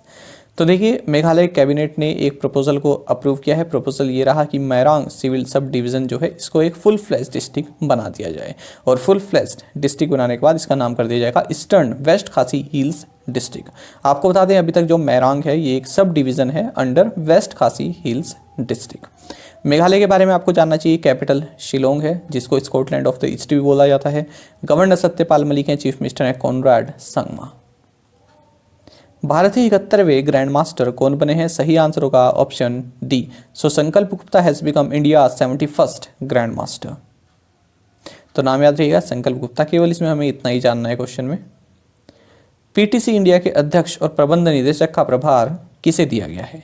Vijay Goyal, ER Sheikh, Rajiv Bansal या फिर राजीव कुमार मिश्रा? सही आंसर होगा option D. So Rajiv Kumar Mishra has been given the charge of PTC India chairman and managing director. तो charge दिया गया है, इसका मतलब ये भी केवल टेम्परेरी है जब तक कि परमानेंट नियुक्ति नहीं हो जाती। तो डॉक्टर राजीव कुमार मिश्रा CMD बनाए गए हैं पीटीसी इंडिया लिमिटेड के, क्योंकि इनसे पहले दीपक अमिताभ थे तो उनको इस पोस्ट से रिलीव कर दिया गया है, मुक्त कर दिया गया है। वार्षिक हैकिंग और साइबर सुरक्षा ब्रीफिंग C0C0N के 14वें संस्करण का उद्घाटन किसने किया है? अमित शाह, पीयूष गोयल, रामनाथ कोविंद या फिर बिपिन सिंह रावत? सही आंसर होगा option D. So Bipin Singh Rawat inaugurated the 14th edition of C0C0N, an annual hacking and cyber security briefing. तो देखिए एक तरह की आप इसको कह सकते हैं वर्कशॉप कह सकते हैं, एक तरह की हैकिंग एंड साइबर सिक्योरिटी से रिलेटेड हर साल होती है। तो इसका ये 14th एडिशन है और नाम क्या है? C0C0N। आई होप इसी तरह से इसको बुलाया जाएगा C0C0N। तो जो हमारे चीफ ऑफ डिफेंस स्टाफ हैं जनरल विपिन रावत, इन्होंने इस मीटिंग या फिर इस समिट या फिर इस वर्कशॉप को इनॉग्रेट किया है। अच्छा, ये जो कॉन्फ्रेंस है किसके द्वारा कंडक्ट की गई है? ये केरल पुलिस द्वारा कंडक्ट की गई है, 2 नॉन प्रॉफिट ऑर्गेनाइजेशंस के साथ मिलकर, society for the policing of cyber space और दूसरी है इंफॉर्मेशन सिक्योरिटी रिसर्च एसोसिएशन, इन दोनों के साथ मिलकर। और इस बार का थीम क्या रहा है इस कॉन्फ्रेंस का? Improvise, adapt and overcome. Bharat ने किस देश के साथ 11वीं रक्षा प्रौद्योगिकी और व्यापार पहल DTTI समूह की बैठक आयोजित की? US, UK, फ्रांस या फिर रशिया? सही आंसर होगा option A. So India hold the 11th defence technology and trade initiative group meeting with United states. तो देखिए एक साल में 2 बार होती है, अल्टरनेट होती है, एक बार इंडिया करता है, एक बार US करता है। तो मीटिंग का नाम क्या है? Defence technology and trade initiative DTTI। तो ये 11th एडिशन रहा इंडिया और US के बीच में। किस मंत्रालय ने यंग इनोवेटर्स के लिए पहली बार मेंटरशिप प्रोग्राम शुरू किया है? Ministry of education, ministry of science and technology, ministry of youth affairs and sports या फिर ministry of skill development and entrepreneurship? सही आंसर होगा option B. So ministry of science and technology launch the first ever mentorship programme for young innovator. तो देखिए जो doctor Jitendra Singh हैं, जो कि union minister of state with independent charge science and technology हैं, तो इन्होंने इसको लॉन्च किया है। क्या है ये? First ever mentorship programme for young innovators. इसका नाम है DBT star college mentorship programme. तो ये नाम है इसका, DBT star college mentorship programme.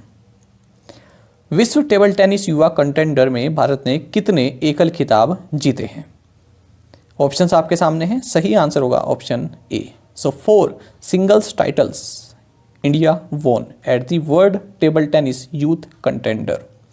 तो देखिए ये प्रतियोगिता हुई है world table tennis youth contender. कहाँ पर हुई है ये हुई है जोम्बेतली, हंगरी में। तो इंडिया ने यहाँ पर 4 सिंगल्स टाइटल जीते हैं। 3 बॉयज़ ने जीते हैं और 1 गर्ल्स ने जीती है। तो यहाँ पर आप देख भी सकते हैं, ये नाम इतने जरूरी नहीं है आपके लिए, बस आपके लिए ये इंपॉर्टेंट है कितने टाइटल जीते हैं और ये हुई कहाँ पर है। World table tennis youth contender हुई कहाँ पर है। इस तरह इससे भी क्वेश्चन बन सकता है कि इंडिया ने जो है हाल ही में आयोजित world table tennis youth contender प्रतियोगिता में 4 सिंगल्स टाइटल जीते हैं, तो ये प्रतियोगिता कहाँ पर हुई है? तो आंसर होगा उस दशा में हंगरी। तो देखिए जैसे यहाँ पर भारतीयों के नाम आप देख सकते हैं, एक तो ये लक्षिता नारंग हैं और यशस्विनी दीपक गोरपड़े हैं, सुहाना सैनी हैं, धानी जैन हैं, ठीक है, इस तरह से अथिर्व गुप्ता हैं। तो ये सभी भारतीय हैं। बाकी हंगरी के बारे में आपको जानना चाहिए। कैपिटल बुडापेस्ट है, करेंसी है हंगेरियन फॉरेंट। उत्तर प्रदेश के मुख्यमंत्री योगी आदित्यनाथ ने किस स्थान पर ब्रिज राज उत्सव, हुनर हाट और कौशल कुबेर के कुंभ कार्यक्रम का उद्घाटन किया है? आगरा, सारनाथ, लखनऊ या फिर वृंदावन? सही आंसर होगा option D. So Uttar Pradesh chief minister Yogi Adityanath inaugurated the Brij Raj Utsav, Hunar Haat and Kumbh of Kaushal Kuber programme at Vrindavan, Mathura. और इन सभी प्रोग्राम का ये 31st एडिशन रहा है, जिसको इनॉग्रेट किया उत्तर प्रदेश के चीफ मिनिस्टर योगी आदित्यनाथ ने। केंद्रीय औद्योगिक सुरक्षा बल यानी कि CISF के नए महानिदेशक के रूप में किसे नियुक्त किया गया है? ऑप्शंस आपके सामने हैं। अतुल करवाल, SN प्रधान, सुबोध जायसवाल या फिर शील वर्धन सिंह। सही आंसर होगा option D. So Sheel Vardhan Singh has been appointed as the new director general of Central Industrial Security Force CISF। तो ये स्पेशल डायरेक्टर हैं इंटेलिजेंस ब्यूरो में और इनको अब CISF का नया DG बनाया गया है। आपको जानना चाहिए CISF जो है मिनिस्ट्री ऑफ होम अफेयर्स के अंतर्गत आता है और इसका हेडक्वार्टर्स न्यू दिल्ली में है। साथ ही इसका मोटो भी आप जान लीजिए, प्रोटेक्शन एंड सिक्योरिटी। आगे बढ़ते हैं। राष्ट्रीय आपदा प्रतिक्रिया बल यानी कि NDRF के नए महानिदेशक के रूप में किसे नियुक्त किया गया है? ऑप्शंस आपके सामने हैं और सही आंसर होगा option A. So Atul Karwal has been appointed as the new director general of the national disaster response force NDRF। आपको बता दें जो अतुल करवाल हैं ये सरदार वल्लभ भाई पटेल नेशनल पुलिस एकेडमी इसके डायरेक्टर हैं और अब इनको NDRF का डायरेक्टर जनरल नियुक्त किया गया है। साथ ही आपको जानना चाहिए जो NDRF है ये नेशनल डिजास्टर मैनेजमेंट अथॉरिटी यानी कि NDMA के तहत आता है। साथ ही काफ़ी इंपॉर्टेंट पॉइंट है, जो NDMA होता है नेशनल डिजास्टर मैनेजमेंट अथॉरिटी, इसके chairman prime minister of India होते हैं, जो कि फिलहाल नरेंद्र मोदी हैं। तो कभी कभी क्वेश्चन पूछ लिया जाता है कि जो NDMA है इसके चेयरमैन कौन होते हैं, राष्ट्रपति, प्रधानमंत्री या फिर रक्षा मंत्री, इस तरह से क्वेश्चन बन जाता है। साथ ही आपको जानना चाहिए जो NDRF है इसका मोटो है आपदा सेवा सदैव। निर्माण श्रमिकों तक लाभ सुनिश्चित करने के लिए किस राज्य या केंद्र शासित प्रदेश ने श्रमिक मित्र योजना की शुरुआत की है? दिल्ली, गुजरात, चंडीगढ़ या फिर मध्य प्रदेश? सही आंसर होगा option A. So, Delhi has launched Shramik Mitra scheme to ensure benefits reach construction workers। तो देखिए फ्रेंड्स, दिल्ली गवर्नमेंट ने श्रमिक मित्र स्कीम इसको लॉन्च किया है कंस्ट्रक्शन वर्कर्स के लिए। देखिए जो भी स्कीम्स हैं कंस्ट्रक्शन वर्कर्स से रिलेटेड जो स्कीम है या फिर और भी तरह की स्कीम है जो इन पर अप्लाई होती हो तो वो इन तक पहुंच सके, उनके बारे में इन्हें जानकारी पहुंच सके, तो इसके लिए दिल्ली गवर्नमेंट जो है 800 श्रमिक मित्र इनकी नियुक्ति करेगी और ये लोग जो है कंस्ट्रक्शन वर्कर्स के घर घर जाकर उन्हें स्कीम्स के बारे में बताएंगे जिनके लिए वो एलिजिबल हो, चाहे वो किसी भी सेक्टर से जुड़ी हो, जिनके लिए वो एलिजिबल है उनके बारे में बताएंगे। तो काफ़ी अच्छी पहल है, मैं ये मानता हूँ, क्योंकि हमारे देश में कई स्कीम्स के बारे में तो पता ही नहीं है, जो पढ़े लिखे लोग हैं उनको तो पता चल जाता है, हालांकि कुछ स्कीम से वो भी अवगत नहीं रहते हैं, लेकिन जो जैसे ये कंस्ट्रक्शन वर्कर्स हो गए या और तरह के जो लेबर होती हैं, इनको नहीं पता पड़ पाता है। तो ये काफ़ी ज़रूरी है कि इस तरह से इन तक सभी योजनाओं के बारे में जानकारी पहुंचाई जाए। दूसरी बात यह है कि हमारा भी दायित्व बनता है कि हम अपने जो योजनाएं चल रही हैं, किन के लिए आप एलिजिबल हो, उनको खुद से जानने का प्रयास करें। खैर, आगे बढ़ते हैं। राष्ट्रीय शिक्षा दिवस किस दिन मनाया जाता है? ऑप्शन है आपके पास 10 नवंबर, 11 नवंबर, 12 नवंबर या फिर 13 नवंबर। सही आंसर होगा option B. So national education day is celebrated on 11th of November. तो देखिए, साल 2008 से शुरुआत की गई थी 11 नवंबर को नेशनल एजुकेशन डे मनाने की। क्यों मनाया जाता है?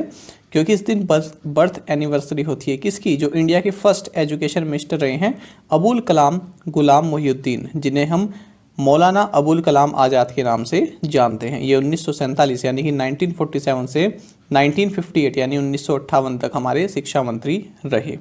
साथ ही आपको जानना चाहिए, साल 1992 1992 में इनको भारत रत्न से भी सम्मानित किया गया। साथ ही जो एसएससी एग्ज़ाम होते हैं, रेलवे एग्ज़ाम होते हैं या फिर और स्टेट लेवल के जो एग्ज़ाम होते हैं, उनमें पूछा जाता है कि अल हिलाल ये वीकली जर्नल किसके द्वारा लिखा जाता था? तो उसका आंसर भी होगा मौलाना अबुल कलाम आज़ाद। तो ये वीकली जर्नल इनके द्वारा पब्लिश किया जाता था, मौलाना अबुल कलाम आज़ाद के द्वारा। इसी तरह अल हिलाल की तरह ही एक था अल बलाग। तो दोनों ही आप याद रखेंगे। ग्लोबल ड्रग पॉलिसी इंडेक्स में भारत की क्या रैंक है? 10th, 13th, 18th या फिर 21? सही आंसर होगा option C. So India's rank in the global drug policy index is 18th। तो देखिए, ग्लोबल ड्रग पॉलिसी इंडेक्स ये हार्म रिडक्शन कंसोर्टियम द्वारा लॉन्च किया गया है। टॉप 5 कंट्रीज की अगर हम बात करें तो Norway, New Zealand, Portugal, UK and Australia है। और अगर हम बात करें लोवेस्ट रैंकिंग की, तो सबसे लोवेस्ट है ब्राज़ील की, फिर उससे ऊपर थोड़ा युगांडा, फिर Indonesia, Kenya and then Mexico. अपना भारत 18वीं पोजीशन पर है। टोटल 30 कंट्रीज़ यहाँ पर ली गई हैं। भारत का स्कोर है 100 में से 46। इसमें 75 इंडिकेटर्स यूज़ किए गए हैं और 5 ब्रॉड डायमेंशंस, जिनमें कि कौन कौन से हैं ये dimensions? Criminal justice, extreme responses, health and harm reduction, access to internationally control medicine and development. बाकी आप जो है इसका स्क्रीनशॉट ले सकते हैं, जो ये आपको इमेज दिख रही है। आगे बढ़ते हैं, चलिए। निम्नलिखित में से किसने स्मार्टर डिजिटल पेमेंट्स विषय के साथ यानी इस थीम के साथ अपना पहला वैश्विक hackathon harbinger 2021 innovation for transformation launch किया है? काफ़ी इंपॉर्टेंट क्वेश्चन रहेगा आपके लिए। आरबीआई, एनपीसीआई, फिक या फिर नीति आयोग? सही आंसर होगा option A. So RBI launched it's first global hackathon harbinger 2021 innovation for transformation with the theme smarter digital payments. तो रिजर्व बैंक ऑफ इंडिया ने हार्बिंगर 2021 ये इसका पहला ग्लोबल हैकाथॉन है, इसको लॉन्च किया है। थीम क्या रहेगा? Smarter digital payments. तो आपसे थीम भी पूछ सकते हैं, 4 तरह के थीम बना सकते हैं। पूछ सकते हैं कि आरबीआई ने जो अपना हैकाथॉन लॉन्च किया था उसका थीम क्या था? तो याद रखेंगे स्मार्टर डिजिटल पेमेंट्स। तो देखिए, इसका मतलब क्या है? अब देखिए, जो भी इसमें पार्टिसिपेट करेगा, कई तरह के एस्पिरेंट्स है, कई तरह की इनोवेशंस उनके पास होती है। तो डिजिटल पेमेंट से रिलेटेड किसी के पास इनोवेशन है, किसी तरह की ऐप उन्होंने बनाई हो, किसी तरह का प्रोडक्ट उन्होंने बनाया हो, चाहे वो हार्डवेयर हो या फिर सॉफ्टवेयर हो, तो वो यहाँ पर अपना शोकेस कर सकते हैं और जो भी जूरी है उसको दिखा सकते हैं। तो उसमें जो है जो इंडस्ट्री एक्सपर्ट्स हैं तो वो इनकी सहायता भी करेंगे उसको और सुधारने की। तो जब यहाँ पर पार्टिसिपेट कर रहे हैं तो विनर भी होंगे, तो विनर को जो है 40 लाख रुपए मिलेंगे और जो रनर अप रहेगा सेकंड पोजीशन पर उसको 20 लाख रुपए दिए जाएंगे। शिवानी पवार, अंजू, दिव्या काकरान, राधिका और निशा दहिया किस खेल से जुड़ी हुई हैं या संबंधित हैं? ऑप्शंस हैं हॉकी, क्रिकेट, शूटिंग या फिर रेसलिंग। सही आंसर होगा option D. So Shivani Pawar, Anju, Divya Kakran, Radhika and Nisha Dahiya are associated with wrestling. देखिए, इंपॉर्टेंट है, प्रधानमंत्री नरेंद्र मोदी द्वारा इनकी सराहना की गई है। तो ये इवेंट कहाँ पर हुआ है, ये सभी किससे संबंधित है, काफ़ी इंपॉर्टेंट बन जाता है।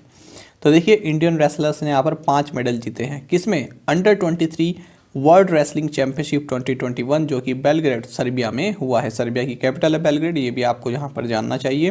तो देखिए इस तरह के स्पोर्टिंग इवेंट आपके बैंकिंग एग्जाम में पूछ ले जाते हैं, तो याद रखिएगा। एक तो अंडर 23 वर्ल्ड रेसलिंग चैंपियनशिप 2021 ये कहाँ हुआ है, बेलग्रेड सर्बिया में। भारत ने यहाँ पर 5 मेडल जीते हैं और 2017 में ये प्रतियोगिता शुरू हुई थी, उसके बाद से ही भारत का ये सबसे सक्सेसफुल इवेंट रहा है, क्योंकि यहाँ पर भारत ने 5 मेडल जीते हैं। तो शिवानी पवार ने यहाँ पर 50 kg कैटेगरी में सिल्वर जीता है, जबकि अंजू, दिव्या, राधिका और निशा इन्होंने ब्रॉन्ज मेडल जीते हैं।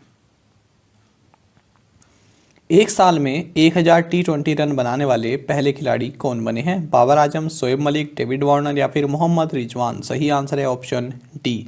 सो Mohammad Rizwan has become the first player to score 1000 T20 runs in a single year. तो देखिए पाकिस्तान के विकेट कीपर बैट्समैन हैं मोहम्मद रिजवान, तो ये फर्स्ट प्लेयर बन गए हैं जिन्होंने एक साल में, एक कैलेंडर ईयर में 1000 T20 रन्स बनाए हैं। तो ये कीर्तिमान इन्होंने हासिल किया सेमीफाइनल मैच में ऑस्ट्रेलिया के खिलाफ खेलते हुए। साथ ही इन्होंने एक रिकॉर्ड और बनाया है। तो देखिए इनका जो है पहला वर्ल्ड कप रहा है, तो पहले ही वर्ल्ड कप में सबसे ज़्यादा रन बनाने वाले बैट्समैन भी ये बन गए हैं। तो इससे पहले इन्हीं के जो कप्तान है बाबर आजम पाकिस्तान के, इनके नाम था रिकॉर्ड, अब ये बन गया है मोहम्मद रिजवान के नाम। मोरिनारी वतनबे जिन्हें अंतर्राष्ट्रीय जिम्नास्टिक महासंघ के अध्यक्ष के रूप में फिर से चुना गया, किस देश से हैं? चाइना, जापान, साउथ कोरिया या फिर कजाकिस्तान। सही आंसर होगा option B. So Morinari Watanabe who has been re-elected as president of the International Gymnastics Federation is from Japan. तो जापान से हैं, फिर से इनको इलेक्ट किया गया है, कितने टर्म के लिए? 3 साल के लिए इंटरनेशनल जिम्नास्टिक्स फेडरेशन के प्रेसिडेंट के रूप में। आपको जानना चाहिए जो ये इंटरनेशनल जिम्नास्टिक्स फेडरेशन है FIG, इसका जो हेडक्वार्टर्स है लुज़ेन स्विट्जरलैंड में है। National Internet Exchange of India यानी कि निक्सी ने डिजिटल पेमेंट गेटवे लॉन्च किया है। आपको बताना है निक्सी के CEO चीफ एग्जीक्यूटिव ऑफिसर कौन है? सही आंसर रहेगा option C. So National Internet Exchange of India NIXI launch digital payment gateway. Mister Anil Kumar Jain is the CEO of NIXI. NIXI का मतलब क्या है? National Internet Exchange of India. तो देखिए डिजिटल पेमेंट गेटवे लॉन्च किया है इसके द्वारा, और किसके साथ पार्टनरशिप में? पेयू एंड NSTL के साथ मिलकर इसने लॉन्च किया। आपको बता दें जो निक्सी है ये नॉट फॉर प्रॉफिट कंपनी है और ministry of electronics and information technology के तहत ये कार्य करती है। हर एक व्यक्ति के पास इंटरनेट की सुविधा हो, ये चीज़ ये इंश्योर करती है। बाकी आपको जानना चाहिए कि निक्सी के CEO अनिल कुमार जैन है, जैसे कि हम बता चुके हैं, और पेयू इंडिया के CEO है अनिर्बन मुखर्जी। विश्व निमोनिया दिवस किस दिन मनाया जाता है? सही आंसर रहेगा option C. So world pneumonia day is observed every year on 12 November. तो 12 नवंबर को मनाया जाता है। आपको बता दें ग्लोबली जितने भी निमोनिया केस हैं तो उसमें 30% जो हैं भारत से हैं। और आपको बता दें निमोनिया का मतलब आप सभी जानते हैं, कोई ऐसा इन्फेक्शन जो आपके लंग को प्रभावित करे, ठीक है, उसके जो कार्य है उसको जो है प्रॉब्लम लाए, तो उसको बोलते हैं निमोनिया। तो निमोनिया जो है जनरली बैक्टीरिया से होता है, लेकिन वायरल इन्फेक्शंस भी आजकल काफ़ी देखे जाते हैं, जैसे इन्फ्लुएंजा हो गया, कोविड-19 वायरस के खिलाफ, कोविड-19 वायरस की वजह से तो देखिए कितना निमोनिया हुआ है लोगों में, ठीक है। तो ये चीज़ें आप याद रखें। विश्व उपयोगिता दिवस किस दिन मनाया जाता है? तो देखिए काफ़ी अच्छे ऑप्शन है, 2nd Tuesday November, 2nd Thursday of November, 2nd Saturday of November या फिर 2nd वेडनेसडे ऑफ नवंबर। सही आंसर होगा option B. So world usability day is observed on 2nd Thursday of November. तो देखिए वर्ल्ड यूजेबिलिटी डे, जिसे आप make things easier day के नाम से भी जानते हैं, इसको नवंबर के 2nd थर्सडे को मनाया जाता है, जो कि साल 2021 में 11 नवंबर को मनाया गया। तो ये जो है ये वर्ड जो है एक बेटर प्लेस बन सके कंज्यूमर्स के लिए, तो उसी के लिए ये डे मनाया जाता है। बाकी आपको जानना चाहिए साल 2021 में इसका थीम रहेगा design our online world, trust, ethics and integrity.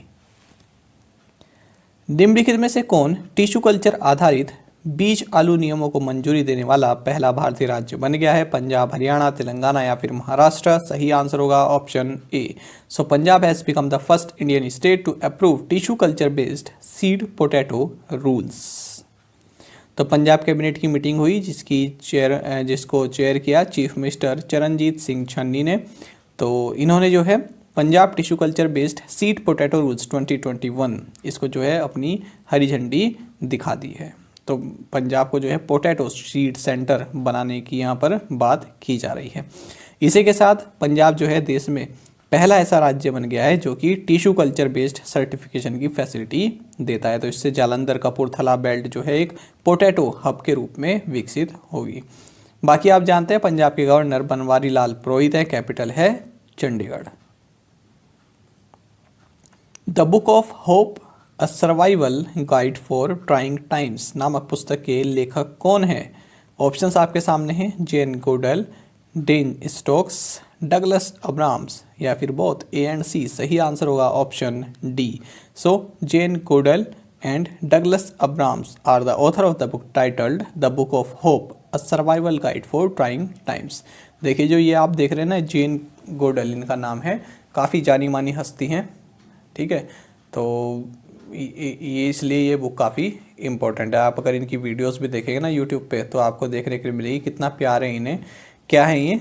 तो ये प्राइमेटोलॉजिस्ट है। प्राइमेटोलॉजिस्ट का मतलब होता है जो प्राइमेट होता है ना, जैसे ये आपका लंगूर हो गया, बंदर, चिंपैंजी, गोरिल्ला, ठीक है, ह्यूमंस भी उसी में ही आते हैं। तो इन सब का जो है काफ़ी ध्यान रखती है, इनकी स्टडी करती है, इनका रख रखाव करती हैं, इन्हीं के साथ रहना पसंद करती हैं। तो आप अगर यूट्यूब पर देखेंगे तो आपको बहुत प्यारी प्यारी वीडियो मिलेगी। गोरिल्ला, चिंपैंजी के साथ इनका जो एक कनेक्शन है वो आपको देखने के लिए मिलेगा। तो इन्हीं की ये बुक है, इम्पोर्टेंट रहेगी ये भी। अक्टूबर के लिए ICC players of the month किसे चुना गया है? ऑप्शंस आपके सामने हैं, सही आंसर होगा option B. So Asif Ali and Laura Delany have been voted the ICC players of the month for October. तो देखिए आपको पता है कि आईसीसी जो है हर महीने अब male cricketer of the month और female cricketer of the month के नाम जो है बताती है। तो इसी में male cricketer of the month रही हैं पाकिस्तान के आसिफ अली और female cricketer of the month रही हैं आयरलैंड की लौरा डिलैनी। तो अक्टूबर मंथ की यहाँ पर बात हो रही है। आधार हाउसिंग फाइनेंस और किस बैंक ने प्रतिस्पर्धी ब्याज दरों पर होम लोन देने के लिए सह ऋण समझौता किया है? सही आंसर होगा option B. So Aadhar Housing Finance and UCO Bank have entered into a co lending agreement to offer home loans at competitive interest rates. देखिए यहाँ पर को-लैंडिंग एग्रीमेंट मतलब क्या हुआ, यानी कि 100 रुपये अगर लोन चाहिए किसी को तो 80 रुपये यूको बैंक दे रहा है और 20 रुपये दे रहा है आपका आधार हाउसिंग फाइनेंस। तो देखिए इस तरह की जो एक फैसिलिटी आरबीआई ने मंजूरी दी है कि एक बैंक जो है किसी एनबीएफसी से या फिर फाइनेंस कंपनी जो भी होती हैं इनके साथ मिलकर लोन प्रोवाइड कर सकता है। वो इसलिए क्योंकि जो एनबीएफसी है ना फ्रेंड्स, इसकी रीच काफ़ी होती है, ठीक है, ये गांव-गांव तक फैले रहते हैं, जबकि बैंक की रीच इतनी नहीं होती है। लेकिन बैंक के साथ फ़ायदा क्या होता है, बैंक का जो इंटरेस्ट रेट होता है ना वो थोड़ा कम होता है अगर हम कंपेयर करें एनबीएफसी जो होती हैं काफ़ी इंटरेस्ट जो है चार्ज करती हैं। तो देखिए दोनों तरफ से फ़ायदा हो गया। बैंक ने क्या किया, जो एनबीएफसी है इसकी जो रीच है गांव-गांव तक उसका फ़ायदा लिया, और जो एनबीएफसी ने इसने किस चीज़ का फ़ायदा लिया, जो बैंक की जो इंटरेस्ट रेट वो इनके कंपेयर में कम रहती है, तो दोनों ने मिलकर लोन दिया इसी वजह से। तो यूको बैंक का हेडक्वार्टर्स कोलकाता वेस्ट बंगाल में, सीईओ है अतुल कुमार गोयल और टैगलाइन है ऑनर्स योर ट्रस्ट। आगे बढ़ते हैं। भारतीय सेना को रिटेल मॉर्गेज लोन्स देने के लिए किस बैंक ने आर्मी इंश्योरेंस ग्रुप के साथ समझौता ज्ञापन पर हस्ताक्षर किए हैं? ऑप्शन है Yes Bank, Axis Bank, ICIC Bank या फिर एचडीएफसी बैंक। सही आंसर होगा option B. So Axis Bank signed an MOU with the army insurance group to offer retail mortgage loans to the Indian army. बाकी आप जानते हैं Axis Bank के CEO Amitabh Chaudhry हैं, हेडक्वार्टर्स मुंबई में, और टैगलाइन है बढ़ती का नाम जिंदगी। Sunrise over Ayodhya nationhood in our times नामक पुस्तक के लेखक कौन है? वरुण गांधी, जयराम रमेश, सलमान खुर्शीद या फिर मणिशंकर अय्यर। सही आंसर होगा option C. So Salman Khurshid is the author of the book titled sunrise over Ayodhya nationhood in our time. निम्नलिखित में से कौन घरेलू उपभोक्ताओं के लिए 5G स्मार्टफोन लॉन्च करने वाला पहला भारतीय ब्रांड बन गया है? ऑप्शन है आपके पास लावा, इंटेक्स, कार्बन या फिर माइक्रोमैक्स। सही आंसर होगा option A. So Lava has become the first Indian brand to launch 5G smartphones for domestic customers. और इस स्मार्टफोन ब्रांड का नाम इन्होंने लिखा है अग्नि। तो ये जो 5G स्मार्टफोन इन्होंने लॉन्च किया है इसका नाम है अग्नि, और ये इनका जो नोएडा उत्तर प्रदेश में जो इनका प्लांट है यहाँ पर मैन्युफैक्चर किया जा रहा है। आगे बढ़ते हैं। नेपाली सेना थल सेनाध्यक्ष का नाम बताइए जिन्हें भारत के राष्ट्रपति द्वारा भारतीय सेना के जनरल की मानद रैंक से सम्मानित किया गया। ऑप्शंस आपके सामने हैं, सही आंसर होगा option B. So chief of the army staff Nepali army Prabhuram Sharma was conferred the honorary rank of General of the Indian Army by the President of India। तो देखिए chief of the army staff Nepali army है general Prabhuram Sharma, तो इनको भारत के president Ramnath Kovind ji द्वारा honorary rank of general of the Indian army से सम्मानित किया गया है। संयुक्त राज्य अमेरिका, बहरीन, इजराइल और संयुक्त अरब अमीरात ने किस समुद्र में संयुक्त नौसैनिक प्रशिक्षण शुरू किया है? Red Sea, Black Sea, Arabian Sea या फिर साउथ चाइना सी? सही आंसर होगा option A. The United States, Bahrain, Israel and the United Arab Emirates have begun a joint naval training in Red Sea. तो Red सी में इन्होंने एक ये Naval training शुरू की है। आपको बता दें अब्राहम अकॉर्ड्स, ये आप याद रखिएगा, इंपॉर्टेंट टर्म है। अब्राहम अकॉर्ड्स क्या था? तो देखिए यूनाइटेड स्टेट्स के द्वारा जो कोशिश की गई थी डोनाल्ड ट्रंप की अगुवाई में कि जो गल्फ नेशंस हैं यूएई, बहरीन, तो ये भी जो है इजराइल के साथ अपने जो संबंध हैं उनको नॉर्मलाइज करने, तो यही एक पहल थी। तो अब्राहम अकॉर्ड्स के तहत यूएई और बहरीन ने जो है पिछले साल इजराइल के साथ अपने संबंध नॉर्मलाइज किए थे। साथ ही आपको जानना चाहिए कि रेड सी क्या करता है? Red Sea Gulf of Aden को सुएज कैनाल से कनेक्ट करता है। भारतीय नौसेना और रॉयल थाई नौसेना के बीच अंडमान सागर में भारत थाईलैंड समन्वित कश्ती इंडो थाई कॉर्पेट का कौन सा संस्करण शुरू हुआ है? 30th, 32nd, 34th या फिर 36th? सही आंसर है option B. So 32nd edition of the Indian Thailand coordinated patrol Indo-Thai corvette between the Indian Navy and the Royal Thai Navy began in Andaman Sea। तो देखिए Indo Thai कॉर्पेट यानी कि India Thailand coordinated petrol, इसका 32nd addition है जो भारत और Thailand की navy के बीच में अंडमान सी में शुरू हुआ है।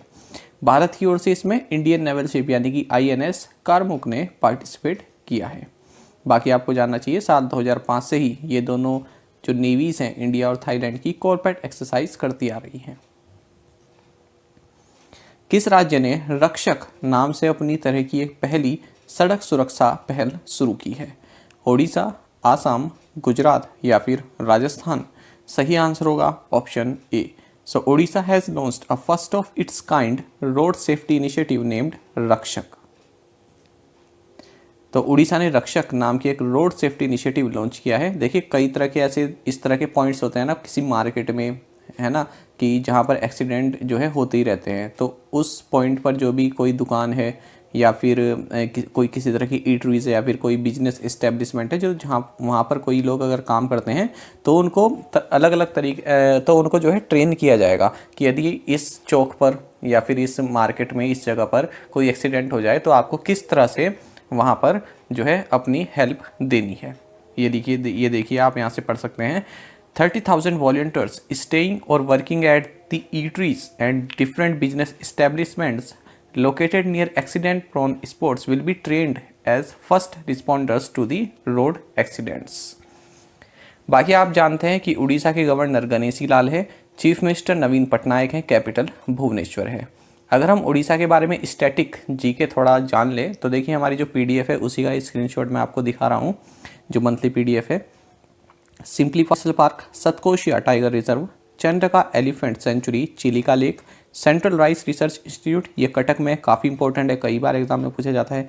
डॉक्टर अब्दुल कलाम आइलैंड जिसे व्हीलर आइलैंड के नाम से पहले जाना जाता था, Jagannath temple, Konark sun temple जिसे कि साल 1984 में यूनेस्को वर्ल्ड हेरिटेज साइट का दर्जा दिया गया, ये सभी उड़ीसा में। साथ ही उड़ीसा अपने गहीर माथा बीच जो कि भितरकनिका में है इसके लिए फेमस है। तो ये वर्ल्ड का लार्जेस्ट नेस्टिंग साइट है ऑलिव रिडली सी टर्टल्स के लिए, यानी कि यहाँ पर ये अपने एग रखते हैं। केंद्रीय कृषि और किसान कल्याण मंत्री नरेंद्र सिंह तोमर ने किस राज्य में किसान भवन और मधुमक्खी पालक सम्मेलन का उद्घाटन किया है? आसाम, मणिपुर, नागालैंड या फिर मेघालय? सही आंसर होगा option C. So union minister of agriculture and farmers welfare Narendra Singh Tomar inaugurated the Kisan Bhavan and bee keeper conference in Nagaland. तो नागालैंड में इन्होंने जो है सेंट्रल इंस्टीट्यूट ऑफ हॉर्टिकल्चर जो है नागालैंड में, ये आप याद रखिएगा, सेंट्रल इंस्टीट्यूट ऑफ हॉर्टिकल्चर कहाँ पर है? नागालैंड में। तो यहाँ पर किसान भवन और बी कीपर कॉन्फ्रेंस का उद्घाटन किया है नरेंद्र सिंह तोमर में। बाकी आप जानते हैं कि नागालैंड की कैपिटल कोहिमा है, चीफ मिनिस्टर नीफियू रियो है और गवर्नर है जगदीश मुखी। काफ़ी इंपॉर्टेंट पॉइंट मैं आपको बता रहा हूँ, कई बार एग्जाम में पूछा जाता है, एसएससी हो चाहे रेलवे हो चाहे स्टेट के जो एग्ज़ाम होते हैं, सारामती पूछा जाता है कि किस राज्य की हाईएस्ट पीक है, तो आंसर होगा नागालैंड। तो नागालैंड से जो क्वेश्चन बनता है आपके एग्जाम में वो केवल यही बनता है। भारतीय रिजर्व बैंक की 2 उपभोक्ता केंद्रित पहल, आरबीआई खुदरा प्रत्यक्ष योजना और रिजर्व बैंक एकीकृत लोकपाल योजना किसने शुरू की है? नरेंद्र मोदी, अनुराग ठाकुर, शक्तिकांत दास या फिर निर्मला सीतारमन? सही आंसर होगा option A. So Indian prime minister Narendra Modi launched 2 consumer centric initiatives by the Reserve Bank of India, the RBI Retail Direct Scheme and the Reserve Bank Integrated Ombudsman Scheme। इसके बारे में आप यहाँ से ही पढ़ सकते हैं, बाकी मैं भी आपको बताने वाला हूँ। तो 2 स्कीम है। तो पहली स्कीम क्या है? RBI retail direct scheme. तो देखिए इसमें देखिए 2 तरह के इन्वेस्टर्स होते हैं, एक तो होते हैं इंस्टीट्यूशनल इन्वेस्टर्स, दूसरे होते हैं रिटेल इन्वेस्टर। रिटेल इन्वेस्टर हम लोग हैं जो कि नॉन प्रोफेशनल इन्वेस्टर हैं, ठीक है। हम क्या करते हैं, मान लीजिए हमें कहीं पर पैसा लगाना है गवर्नमेंट सिक्योरिटी में, तो हम किसी का सहारा लेंगे। जो एक कंपनी होती है, जैसे हम म्यूचुअल फंड में लगाते हैं, तो हमें जो है शेयर मार्केट का अगर इतना अंदाजा नहीं है तो हम क्या करते हैं, जो म्यूचुअल फंड है जैसे पराग पारिक म्यूचुअल फंड है और ये एक्सिस स्मॉल कैप है, तो इन सब में हम जो है इन सब के थ्रू हम पैसा लगाते हैं। तो ये जो दूसरे इन्वेस्टर हैं, जो इंस्टीट्यूशनल इन्वेस्टर्स हैं, इनका अपना पैसा नहीं होता, ये कई लोगों से पैसा इकट्ठा करके तब पैसा लगाते हैं, तब कुछ जो है शेयर वगैरह खरीदते हैं। और रिटेल इन्वेस्टर क्या होते हैं? हम जो अपने लिए पैसा लगाते हैं, ठीक है। तो देखिए, तो अब तक क्या होता है, ये अगर गवर्नमेंट की सिक्योरिटी लेनी हो तो बड़े बड़े जो लार्ज पूल फंड हैं, ये लोग इसमें गवर्नमेंट सिक्योरिटीज़ जो है खरीदते हैं, और जो हम जैसे रिटेल इन्वेस्टर हैं, हम लोग इनको नहीं जो है बाय कर पाते हैं। तो हम लोग भी इसको बाय कर पाएँ रिटेल इन्वेस्टर, इसके लिए RBI retail direct scheme launch की है। दूसरी स्कीम है इंटीग्रेटेड ओम्बुड्समैन स्कीम। ओम्बुड्समैन का मतलब होता है लोकपाल। तो देखिए आरबीआई क्या करेगा, एक सिंगल रेफरेंस पॉइंट जो है कस्टमर्स को प्रोवाइड कराएगा। एक तरह का कोई पॉइंट हो सकता है, जैसे कोई ऐप हो सकती है या फिर कोई पोर्टल हो सकता है, जहाँ पर आप अपने डॉक्यूमेंट सबमिट कर सकते हैं। आपकी कोई कंप्लेन है, उसका क्या स्टेटस है, उसको आप प्राप्त कर सकते हैं, अपना फीडबैक भी दे सकते हैं। तो वन नेशन वन ओम्बुड्समैन की तरफ ये एक जो है काफ़ी इंपॉर्टेंट पहल है। बाकी हिंदी में भी आप इनको पढ़ सकते हैं। और हाल ही में आरबीआई किस लिए न्यूज़ में था, क्योंकि आरबीआई ने अपनी फर्स्ट ग्लोबल हैकाथॉन लॉन्च किया जिसका नाम है हार्बिंजर। एनपीसीआई भारत बिल पे ने ग्राहकों को क्लिक पे सुविधा प्रदान करने के लिए किस जीवन बीमा कंपनी के साथ करार किया है? ऑप्शंस आपके सामने हैं, सही आंसर होगा option D. So NPCI Bharat bill pay tied up with ICICI prudential life insurance to provide click pay facility to the customers. देखिए यहाँ पर ये हेडलाइन आप देखेंगे, NPCI Bharat bill pay onboards ICICI prudential life insurance as the first insurance category biller on click pay. क्या लिखा है? Onboards. देखिए मैं आपके बैंक वालों के लिए बता रहा हूँ, जैसे बैंक में भी जो पैराग्राफ वाले क्वेश्चन आते हैं ना, जिसमें आपको फिल करने होते हैं, ठीक है, वो fill in the blanks type आते हैं, क्लोज टेस्ट वगैरह भी आते हैं, तो उसमें इस तरह के शब्द जो आपके लिए इंपॉर्टेंट होते हैं कि क्या आएगा। तो ऑन बोर्ड का मतलब होता है आपका कोई प्रोडक्ट है तो उससे फैमिलराइज कराना, दूसरे को उससे अवगत कराना, या फिर आपकी कोई ऑर्गेनाइजेशन है उसमें किसी और को शामिल करना, तो उसको बोलते हैं ऑन बोर्ड। यानी कि NPCI Bharat bill pay on board कर रहा है ICICI प्रूडेंशियल लाइफ इंश्योरेंस को, यानी कि एनपीसीआई भारत बिल पे का कोई प्रोडक्ट होगा तो उससे अवगत करा रहा है और उसमें शामिल कर रहा है किसको? ICICI प्रूडेंशियल लाइफ इंश्योरेंस में। तो ये मतलब होता है ऑन बोर्ड का। तो इसको आप अपने आप से भी सर्च करके इसका उपयोग और कैसे कर सकते हैं ये देख सकते हैं। तो देखिए फ्रेंड्स, यहाँ पर जो है एनपीसीआई ने जो है ICICI प्रूडेंशियल लाइफ इंश्योरेंस तो इसके साथ टाई अप किया है, किस लिए? क्लिक लिए। तो ICICI प्रूडेंशियल लाइफ इंश्योरेंस अपने कस्टमर को क्लिक पे की सुविधा दे सकता है। तो क्लिक पे जो है एनपीसीआई का ही एक प्रोडक्ट है। तो यहाँ पर आप देख सकते हैं मार्की ऑफरिंग, एनपीसीआई की एक मार्की ऑफरिंग है। मार्की ऑफरिंग का मतलब क्या होता है? देखिए, मार्की का मतलब वैसे होता है जो आप किसी शादी वगैरह में जाते हैं ना, तो जो बहुत बड़ा टेंट होता है जिसके नीचे खाना वगैरह चल रहा होता है, तो उसको बोलते हैं मार्की, उस टेंट को, बड़ा टेंट जो होता है। तो ये मार्की जो है कई बार एसएससी हो, बैंकिंग हो, कई तरह के एग्जाम में पूछा जाता है। काफ़ी अच्छा शब्द है, आप देख लेना, कोई भी किरण की कोई बुक होगी आपके पास इंग्लिश की प्रीवियस ईयर्स की, तो उसमें आपको ये मार्की मिल जाएगा शब्द, कई बार पूछा जाता है। तो इसका मतलब क्या होता है? कोई बड़ा टेंट होता है। या फिर मार्की का मतलब ये भी होता है कोई फेमस जो है इंडिविजुअल हो। जैसे आप कह सकते हैं मार्की प्लेयर, विराट कोहली जो एक मार्की प्लेयर है, ठीक है, काफ़ी बड़ा नाम है। तो इस तरह से मार्की ऑफरिंग मतलब कि एनपीसीआई का एक बड़ा अच्छा प्रोडक्ट है क्लिक पे। तो ये आप सब याद रखें, वन वर्ड सब्स्टिट्यूशन में भी आ जाता है कि large tent in a function is called, one word substitution में आ जाते हैं, तो आंसर होगा मार्की। ठीक है, तो क्लिक पे की सुविधा अपने कस्टमर को देने वाला ये फर्स्ट इंश्योरेंस कंपनी भी बन गया है, आईसीआईसीआई प्रूडेंशियल लाइफ इंश्योरेंस। बाकी आपको जानना चाहिए जो एनपीसीआई भारत बिल पे लिमिटेड है, ये एनपीसीआई की ही सब्सिडरी है और इसकी सीईओ है नूपुर चतुर्वेदी, और आईसीआईसीआई प्रूडेंशियल लाइफ इंश्योरेंस इसके MD and CEO NS Kannan. Tata Motors ने नई वित्त योजना शुरू करने के लिए किस बैंक के साथ भागीदारी की है? Yes Bank, Bank of India, State Bank of India या फिर सेंट्रल बैंक ऑफ इंडिया? सही आंसर होगा option B. So Tata Motors has partnered with Bank of India to introduce new finance scheme. तो देखिए, टाटा मोटर्स का एक फेस्टिवल चल रहा है, फाइनेंस इजी फेस्टिवल, तो ये टाटा मोटर्स से संबंधित है। तो इसके तहत फाइनेंस की सुविधा प्रोवाइड कराई जा रही है। जो भी टाटा मोटर्स की अगर कोई गाड़ी लेना चाहता है तो वो जो है बैंक ऑफ इंडिया से लोन ले सकता है 6.85% इंटरेस्ट रेट पर। तो काफ़ी कम इंटरेस्ट रेट है, तो इससे फाइनेंस करा सकता है अपनी गाड़ी। बाकी आप जानते हैं कि बैंक ऑफ इंडिया का हेडक्वार्टर्स मुंबई में है, एमडी एंड सीईओ अतनु कुमार दास हैं और टैगलाइन है रिलेशनशिप बियॉन्ड बैंकिंग। हाल ही में किस बैंक ने भारत सरकार के राष्ट्रीय कृषि बाजार यानी ई नाम के साथ एकीकरण की घोषणा की है? सही आंसर होगा option D. So HDFC bank has recently announced it's integration with the government of India's national agriculture market यानी कि ई नाम। तो देखिए, जो गवर्नमेंट ऑफ इंडिया के नेशनल एग्रीकल्चर मार्केट है ई नाम, इसकी फुल फॉर्म आपके लिए इंपॉर्टेंट है। तो इसके साथ इंटीग्रेट कर लिया है एचडीएफसी बैंक ने, यानी कि अब जो है यहाँ से भी अपना जो है, जो लोग यहाँ से पे करना चाहते हैं एचडीएफसी बैंक से डिजिटल कलेक्शन यहाँ पर प्राप्त कर सकते हैं। तो देखिए, अगर हम ई नाम की बात करें तो 2016 में इसको लॉन्च किया गया था। इसको इम्प्लीमेंट करने की नोडल एजेंसी कौन सी है? Small farmers agri business consortium. हाल ही में कोई बैंक का एग्जाम हुआ था, मुझे याद नहीं आ रहा है, यही जो पीओ कलर के होते हैं, तो इनमें पूछा गया था कि ई नाम की नोडल एजेंसी कौन सी है, नोडल इम्प्लीमेंटिंग एजेंसी कौन सी है। तो देखिए, ये आपको अलग से नहीं ऐसे मिलेगा। जब आप इस तरह से डिटेल में करंट अफेयर पढ़ते हैं ना, तो उन्हीं के बीच में इस तरह की जानकारी आती रहती है। अब देखिए, जैसे ये जानकारी मैंने आपको दे दी, small farmers agri business consortium SFAC, ये नोडल इम्प्लीमेंटिंग एजेंसी है ई नाम की, इसको आप नोट डाउन जरूर कर लीजिएगा। तो ये जो है फार्मर्स, ट्रेडर्स, इन सभी के लिए एक ऑनलाइन ट्रेडिंग प्लेटफॉर्म है ई नाम। बाकी आप जानते हैं एचडीएफसी बैंक के सीईओ शशिधर जगदीशन है, हेडक्वार्टर्स मुंबई में है, टैगलाइन है we understand your world. Point of sale उत्पादों की पेशकश करने के लिए निम्नलिखित में से किसने डाक विभाग और इंडिया पोस्ट पेमेंट्स बैंक के साथ भागीदारी की है?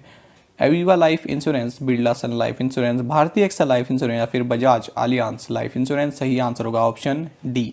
सो Bajaj Allianz life insurance has partnered with department of post and India post payments bank to offer point of sale products. तो देखिए, दो तरह के प्रोडक्ट यहाँ पर पॉइंट ऑफ सेल प्रोडक्ट जो है बजाज एलियांस ऑफर करेगा department of post and India post payment bank के साथ मिलकर। एक तो है टर्म प्रोडक्ट, दूसरा है एन्युटी प्रोडक्ट। बाकी आप जानते हैं कि जो बजाज एलियांस लाइफ इंश्योरेंस है, इसके एमडी एंड सीईओ तरुण चुग हैं और इंडिया पोस्ट पेमेंट बैंक के MD and CEO J Venkat Ramu हैं। और इस जो इंडिया पोस्ट पेमेंट बैंक है, इसकी जो टैगलाइन है आपका बैंक आपके द्वारा, हेडक्वार्टर्स है न्यू दिल्ली में। Drug firm Novo Nordisk India ने किस दिग्गज पूर्व क्रिकेटर को अपनी कंपनी का ब्रांड एम्बेसडर नियुक्त किया है? सही आंसर होगा option A. So drug firm Novo Nordisk India has appointed legendary cricketer Kapil Dev as the brand ambassador of the company. तो कपिल देव को यहाँ पर ब्रांड एम्बेसडर नियुक्त किया गया है। ये भी अच्छा क्वेश्चन रहेगा। न्याय विभाग द्वारा कौन सा अभियान शुरू किया गया है? Easy Tele Law, quick Tele Law, Tele Law at doors या फिर टेलीलॉ ऑन व्हील्स? सही आंसर होगा option D. So Tele Law on wheels campaign has been launched by the department of justice. तो देखिए कई तरह के कैंपेन ऐसे लॉन्च किए जाते हैं, इनके लास्ट में फिर जो लगा देते हैं सफिक्स लगा देते हैं ऑन व्हील्स, है ना। तो यहाँ तो सिंपल क्वेश्चन रहा आपके लिए, on wheels, Tele-Law on wheels. Tele-Law का मतलब क्या हो गया कि देखिए जो नीचे तबके के जो व्यक्ति हैं, यानी कि जो पुअर हैं, ठीक है, डाउन ट्रेडन हैं, जिनके पास इतना पैसा नहीं है कि वो अपने केस लड़ सकें या फिर कोई कानूनी सलाह ले सकें, ठीक है, तो उनको जो है वीडियो कॉन्फ्रेंसिंग के द्वारा या फिर कॉल वगैरह करके ऑडियो के थ्रू जो है फ़ोन कॉल पर उनको जो है सहायता प्रोवाइड कराना, उनको लीगल असिस्टेंस प्रोवाइड कराना, ये है टेलीलॉ। तो Tele-Law on wheels department of justice द्वारा लॉन्च किया गया है CSC ई गवर्नेंस के साथ मिलकर। आप जानते ही हैं कि जो minister of law and justice हैं वो हैं किरण रिजिजू। मॉडर्न इंडिया नामक पुस्तक के लेखक या लेखिका कौन है? हामिद आरिफ, अंकित सोलंकी, अनिल कुमार जैन या फिर पूनम दलाल दहिया? सही आंसर होगा option C. So Poonam Dalal Dahiya is the author of the book titled modern India. नाम में थोड़ा यहाँ पर गड़बड़ हो गया, माफ़ कीजिएगा। तो देखिए मैग्रॉ हिल ने एक बुक लॉन्च की है जिसका नाम है मॉडर्न इंडिया। तो इस बुक की जो ऑथर है ये है पूनम दलाल दहिया, और इसकी जो फर्स्ट कॉपी है ये हरियाणा के चीफ मिनिस्टर मनोहर लाल खट्टर को दी गई है। IBM ने किस शहर में क्लाइंट इनोवेशन सेंटर लॉन्च किया? मैसूर, कोलकाता, चेन्नई या फिर हैदराबाद? सही आंसर होगा option A. So IBM launched a client innovation centre in Mysore.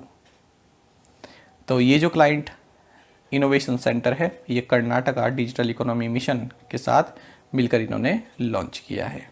बाकी आप जानते हैं कि IBM की फुल फॉर्म है इंटरनेशनल बिजनेस मशीन्स, कि ये भी कई बार एग्जाम में पूछी जाती है कि IBM की फुल फॉर्म बताइए। CEO अरविंद कृष्णा है और हेडक्वार्टर है आर्मोंग, न्यूयॉर्क, यूनाइटेड स्टेट्स में। विश्व दयालुता दिवस किस दिन मनाया जाता है?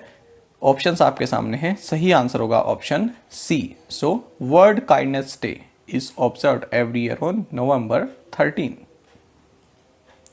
निम्नलिखित में से किसने लंदन में आइसोमॉर्फिक लैब्स नामक एक नई कंपनी की शुरुआत की है?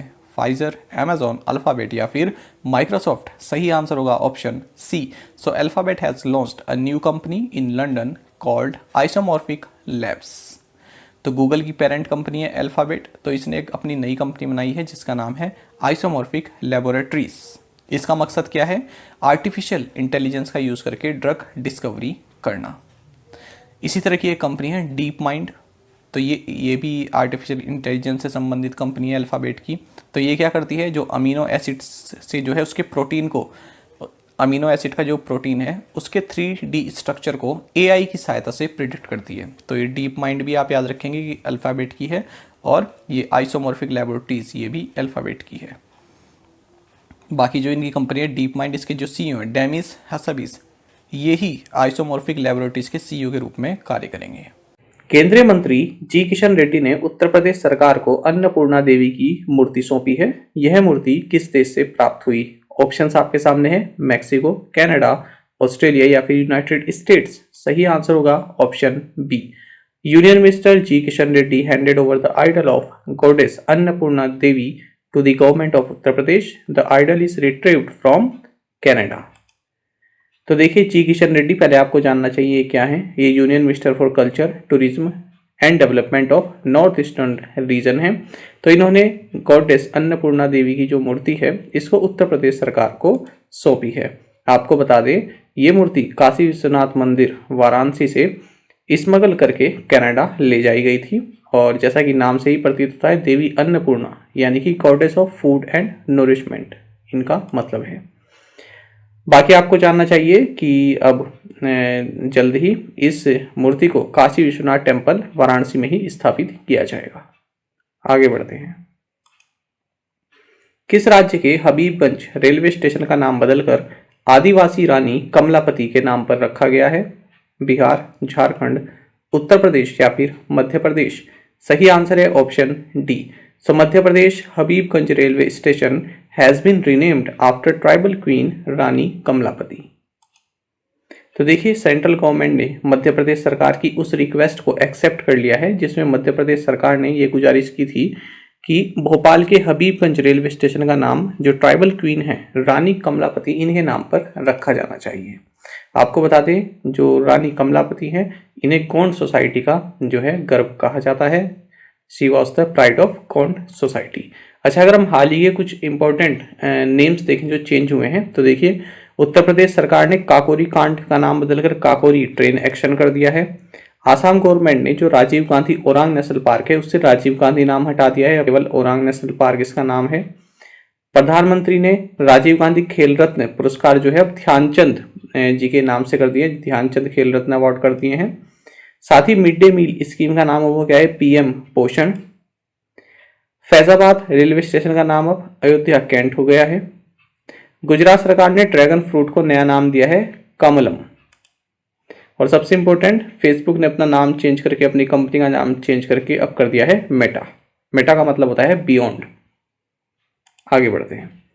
निम्नलिखित में से किसे आईसीआईसीआई प्रूडेंशियल लाइफ इंश्योरेंस ने अपने नए डिजिटल अभियान अगर तैयारी सही हो तो जीत पक्की है के लिए अनुबंधित किया है?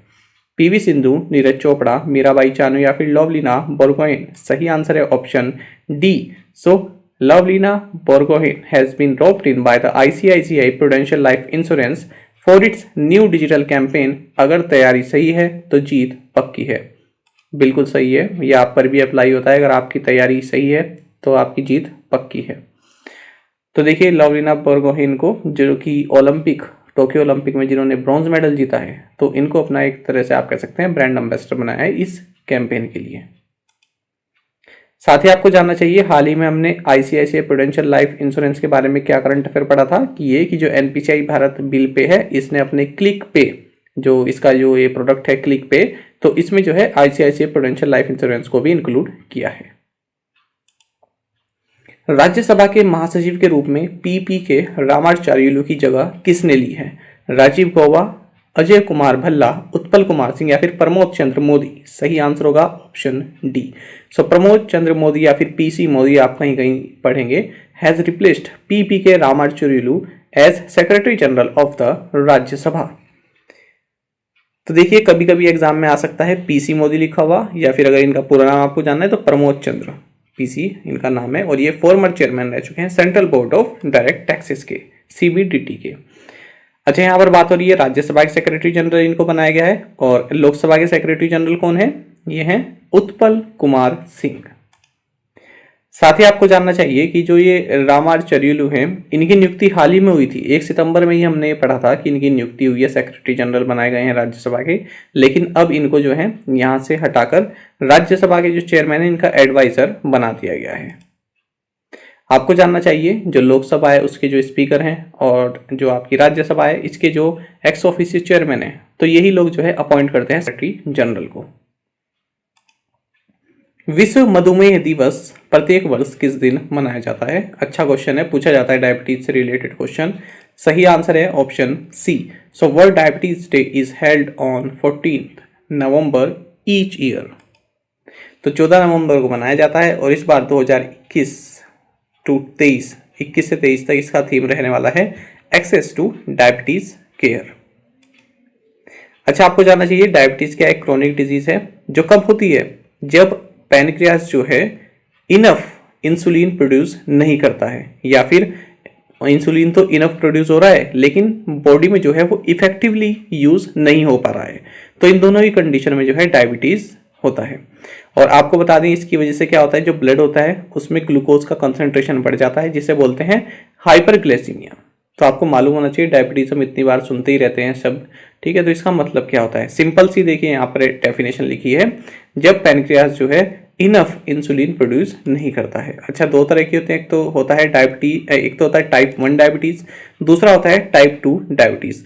तो टाइप 1 क्या हो गया कि जो है इंसुलिन जो है इनफ क्वांटिटी में प्रोड्यूस नहीं हो पा रहा है, और टाइप 2 डायबिटीज क्या हो गया कि वो इनफ क्वांटिटी में प्रोड्यूस तो हो पा रहा है लेकिन बॉडी में इफेक्टिवली यूज नहीं हो पा रहा है। ऐसा कब होता है, जब आपका बॉडी वेट ज़्यादा हो या फिर फिजिकल इनएक्टिविटी हो, आप ज़्यादा मूव नहीं करते हो, पूरे दिन बैठे रहते हो, तब भी इस तरह की प्रॉब्लम आ जाती है। किस राज्य के भद्राचलम शहर को आईआरसीटीसी की तीर्थ विशेष ट्रेन के रामायण सर्किट में जोड़ा गया है? उड़ीसा, कर्नाटका, तेलंगाना या फिर आंध्र प्रदेश? सही आंसर होगा option C. So Telangana's Bhadrachalam town has been added in Ramayana circuit of IRCT's Pilgrim Special Train। तो देखिए रामायण सर्किट आप जानते हैं, जो भगवान राम की जर्नी से जुड़े जो भी संबंधित उनसे जो जुड़े हुए पिलग्रिमेज साइट हैं, जो आपकी आस्था से जुड़े हुए केंद्र हैं, उन सभी को कनेक्ट करती है ये ट्रेन। तो उसी में जो है तेलंगाना के भद्राचलम को भी टाउन है ये, इसको भी जोड़ा गया है। तो अब ये भी रामायण सर्किट का हिस्सा रहेगा। हाल ही में किस देश के पूर्व राष्ट्रपति FWD क्लार्क का निधन हो गया है? केन्या, अर्जेंटीना, जिम्बाब्वे या फिर साउथ अफ्रीका? सही आंसर होगा ऑप्शन डी। देखिए क्वेश्चन काफ़ी इंपॉर्टेंट रहेगा आपके आने वाले एग्जाम के लिए, मैं बता दूंगा आपको अभी कि क्यों रहेगा। ठीक है, तो इसको मार्क जरूर कीजिएगा, आप पूछा जा सकता है, मुझे ऐसा लगता है। तो देखिए सही आंसर है option D. So South Africa former president FWD Klerk passed away recently. देखिए मैं आपको बता दूं कि अपार्थित, ये आपने देख रहे हैं ना अपार्थित, तो इसका मतलब क्या होता है? देखिए अफ्रीका में क्या होता था 1948 से 1994 तक आप मानकर चलिए, तो वहाँ पर जो है मेजोरिटी तो थी जो नॉन वाइट पीपल जो हैं, जो ब्लैक पीपल जिनको कहते हैं, ठीक है, वो थे। और माइनॉरिटी में कौन थे? जो वाइट थे, मतलब कि अंग्रेज जो थे। पर चलती वहाँ पर किन की थी? अंग्रेजों की थी। तो उन्होंने लॉ ही इस हिसाब से बना रखे थे कि जो है वहाँ पर भेदभाव होता था, जो ब्लैक हैं और जो वाइट है उनके बीच में। वोट करने का अधिकार नहीं था, साथ में बैठने का अधिकार नहीं था, कई तरह के ऐसे अधिकार थे जिससे जो ब्लैक पीपल हैं उनको जो है बिल्कुल तुच्छ, एकदम छोटा समझा जाता था। तो इसी सिस्टम को बोलते थे अपार्थित। और जब इसको लॉ की शक्ल दे दी जाती थी, ऐसा नहीं है कि बस ऐसे ही हवा में चल रहा है, कानून बनाया गया था स्पेशल कि जो है ये लोग थोड़ा अलग रहेंगे और हम लोग जो है हम जो है हाई लेवल के हैं।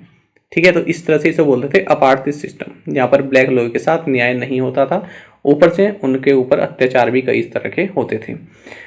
तो देखिए ये साउथ अफ्रीका के लास्ट अपार्थित प्रेसिडेंट है, यानी कि जब अपार्थित सिस्टम वहां पर था तब ये लास्ट प्रेसिडेंट थे, यानी कि इनके बाद फिर ये वाला सिस्टम हट गया था। और इनका बहुत ज़्यादा कंट्रीब्यूशन है ये सिस्टम हटाने में। नेल्सन मंडेला जो है जेल में थे, उनको बाहर निकालने में इनका काफ़ी कंट्रीब्यूशन रहा है। ठीक है, इसी वजह से साल 1993 में इनको नोबेल पीस प्राइज भी मिला था। नेल्सन मंडेला के साथ इन्होंने अपना पीस प्राइज शेयर किया था। तो इसलिए क्वेश्चन आपके लिए इंपॉर्टेंट है, ऑप्शन में बन जाएगा कि किस लिए जाने जाते थे। ठीक है, तो ये अपार्थित सिस्टम जो था वहां पर, उसको रिमूव करने के लिए जाने जाते थे। संयुक्त राज्य अमेरिका अंतर्राष्ट्रीय सौर गठबंधन यानी कि इंटरनेशनल सोलर अलायंस के फ्रेमवर्क एग्रीमेंट पर हस्ताक्षर करने वाला कौन से नंबरवा देश बन गया है? ऑप्शंस आपके सामने है, सही आंसर होगा option A. The United states has become 101 country 101st country to sign the framework agreement of the International Solar Alliance। देखिए जॉन कैरी नाम आप याद रखेंगे, ये United states special presidential envoy for climate है, यानी क्लाइमेट के लिए इन्हें अलग से एक एनवॉय बनाया हुआ है। तो ये है जॉन कैरी, पहले भी आपने इनका नाम सुना होगा, कई बार हमने डिस्कस किया है। तो हाल ही में जो COP26 हुई है ग्लासगो स्कॉटलैंड UK में, तो वहाँ पर यूनाइटेड स्टेट्स ने जो है इंटरनेशनल सोलर अलायंस को ज्वाइन कर लिया है एज 101 मेंबर कंट्री। 101 देश ये बन गया है जिसने ज्वाइन। बाकी आप जानते हैं इंटरनेशनल सोलर अलायंस के डायरेक्टर जनरल अजय माथुर हैं।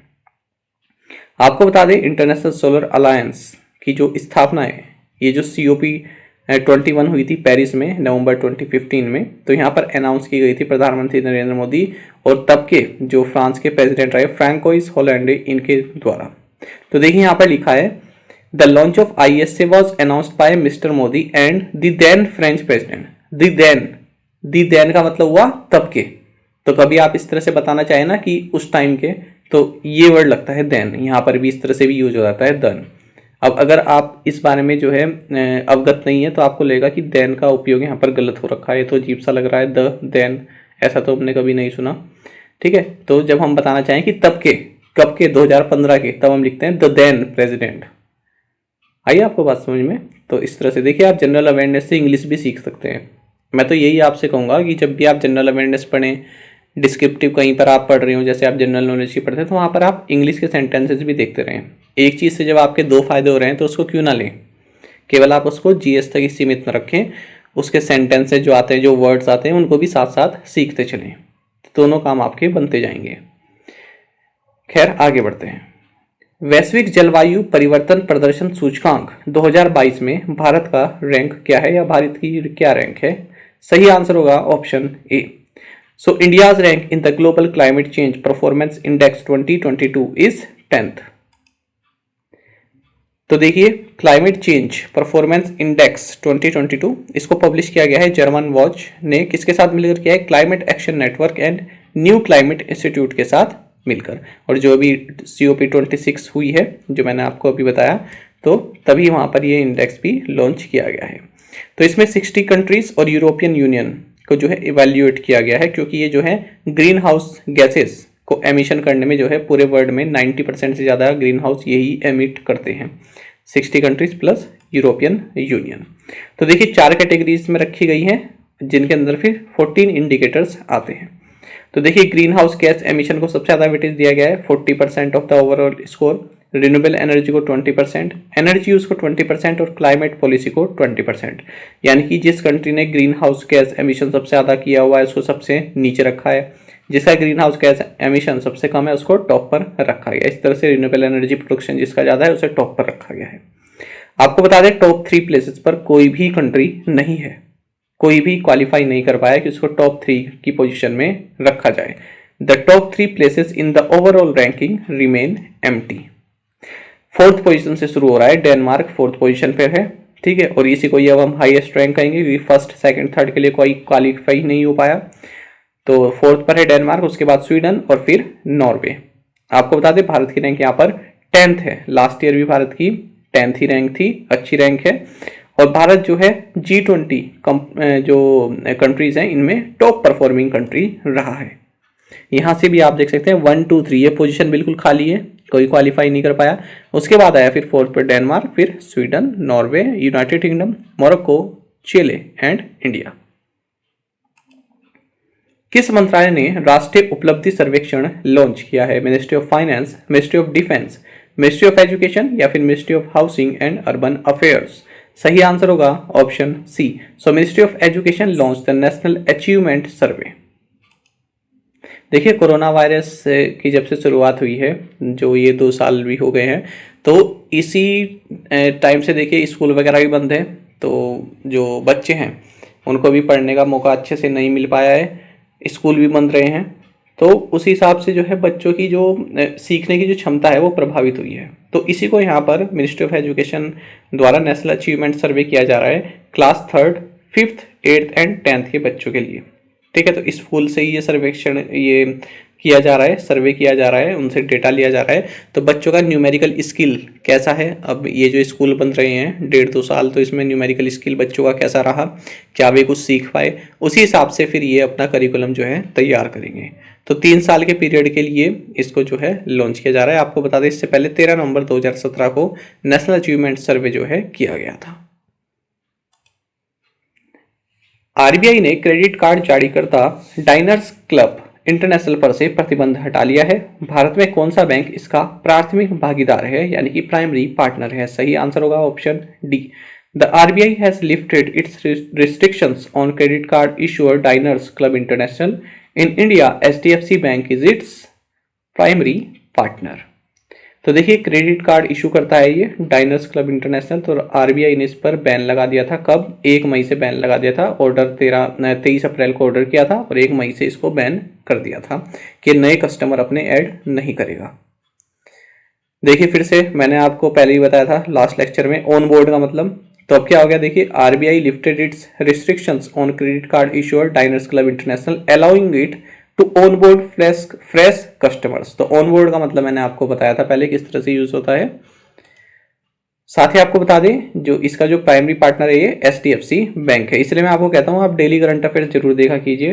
तो अब जैसे आपका एग्जाम है, ठीक है, कोई आने वाला है, तो फिर आप उसको करंट अफेयर्स को छोड़ देते हैं यदि उस एग्जाम में करंट अफेयर नहीं आ रहा है। जैसे बैंक के एग्जाम है, प्री होते हैं, ठीक है, तो ऐसे नहीं करना है, आपको डेली देखने हैं।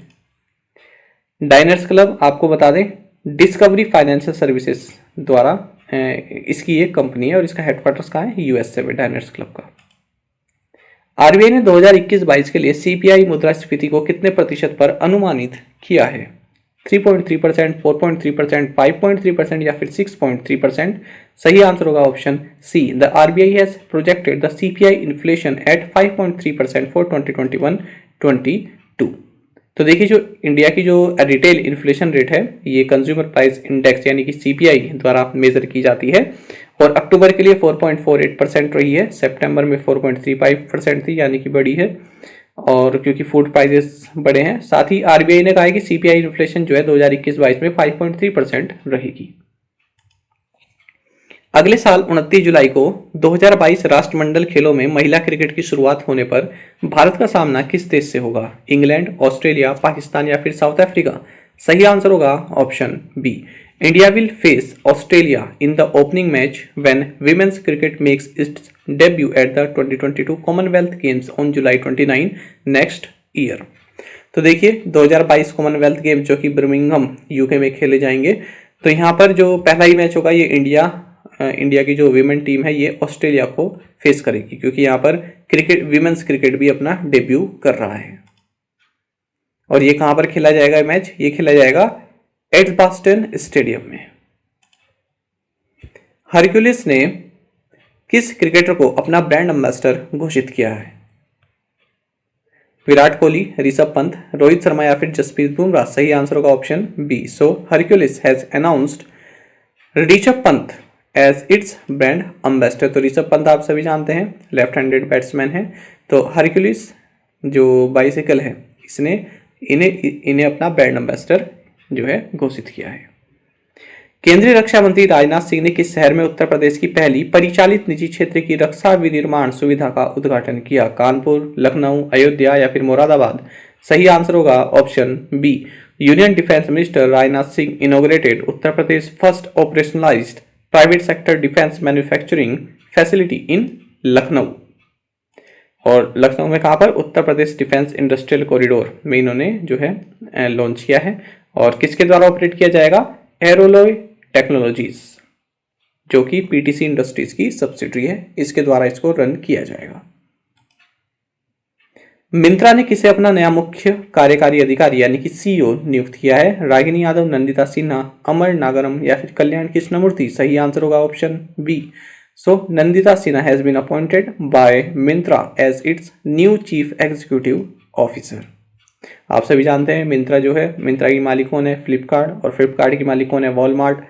तो इसने जो है नंदिता सिन्हा को जो है अपना न्यू चीफ एग्जीक्यूटिव ऑफिसर जो है अपॉइंट किया है। किसकी जगह लेंगे ये? किसकी जगह लेंगी? ये लेंगी अमर नागरम की जगह। और यदि आपको हमारा कंटेंट अच्छा लगता है तो आप वीडियो को लाइक और शेयर भी कर सकते हैं। देखिए फ्रेंड्स, जम के आप पार्टिसिपेट किया कीजिए। यदि ये क्वेश्चन का आंसर भी आता है तो वो भी आप दिया कीजिए। इससे क्या होता है कि हमें भी अच्छा लगता है कि हाँ, आप लोग पार्टिसिपेट कर रहे हैं, तभी क्वेश्चन यहाँ पर लाने का कुछ फायदा है। ठीक है। Tribal pride day will be celebrated on which day? What was the theme for world science day 2021, जो कि 10 नवंबर को मनाया गया? Who is also known as the Encyclopedia of Forest? Padmashri मिला इन्हें अभी, बताइएगा। Who is also known as बीज माता और सीड मदर? इन्हें भी पद्मश्री मिला है, बताइएगा कौन है। How many countries have signed a Glasgow Leaders Declaration on Forest and Land Use? A declaration initiated by the United Kingdom to halt deforestation and land degradation by 2030। तो देखिए, ये एक ग्लासगो में जो भी COP26 हुई है, यहाँ पर एक डिक्लेरेशन ऑन यूज, इस तरह का एक डिक्लेरेशन यहाँ पर साइन हुआ है, और ये डिक्लेरेशन यूनाइटेड किंगडम द्वारा इनिशिएट किया गया। तो कितनी कंट्रीज ने इसको साइन किया ये आपको बताना है, तो कोशिश कीजिएगा। थर्ड और फोर्थ का आंसर तो आप दे ही दें, फर्स्ट का भी दे दीजिएगा, ये भी इंपॉर्टेंट है। साथ ही करंट अफेयर्स फंडा को आप टेलीग्राम पर भी ज्वाइन कर सकते हैं। यहाँ पर रेगुलर वीडियो अपडेट्स और करंट क्विज जैसा हम आप सभी के लिए डालते रहते हैं। साथ ही डिस्कशन ग्रुप में आप किसी भी क्वेश्चन का सोल्यूशन पा सकते हैं। यहाँ पर हमारे करंट अफेयर्स की प्लेलिस्ट दी गई है, इसको आप जरूर देखें। अपने दोस्तों के साथ, फेलो एस्पिरेंट्स के साथ हमारे करंट अफेयर्स को शेयर जरूर करें। आज का ये सेशन आपको कैसा लगा कमेंट बॉक्स में जरूर बताइएगा। Thank you guys.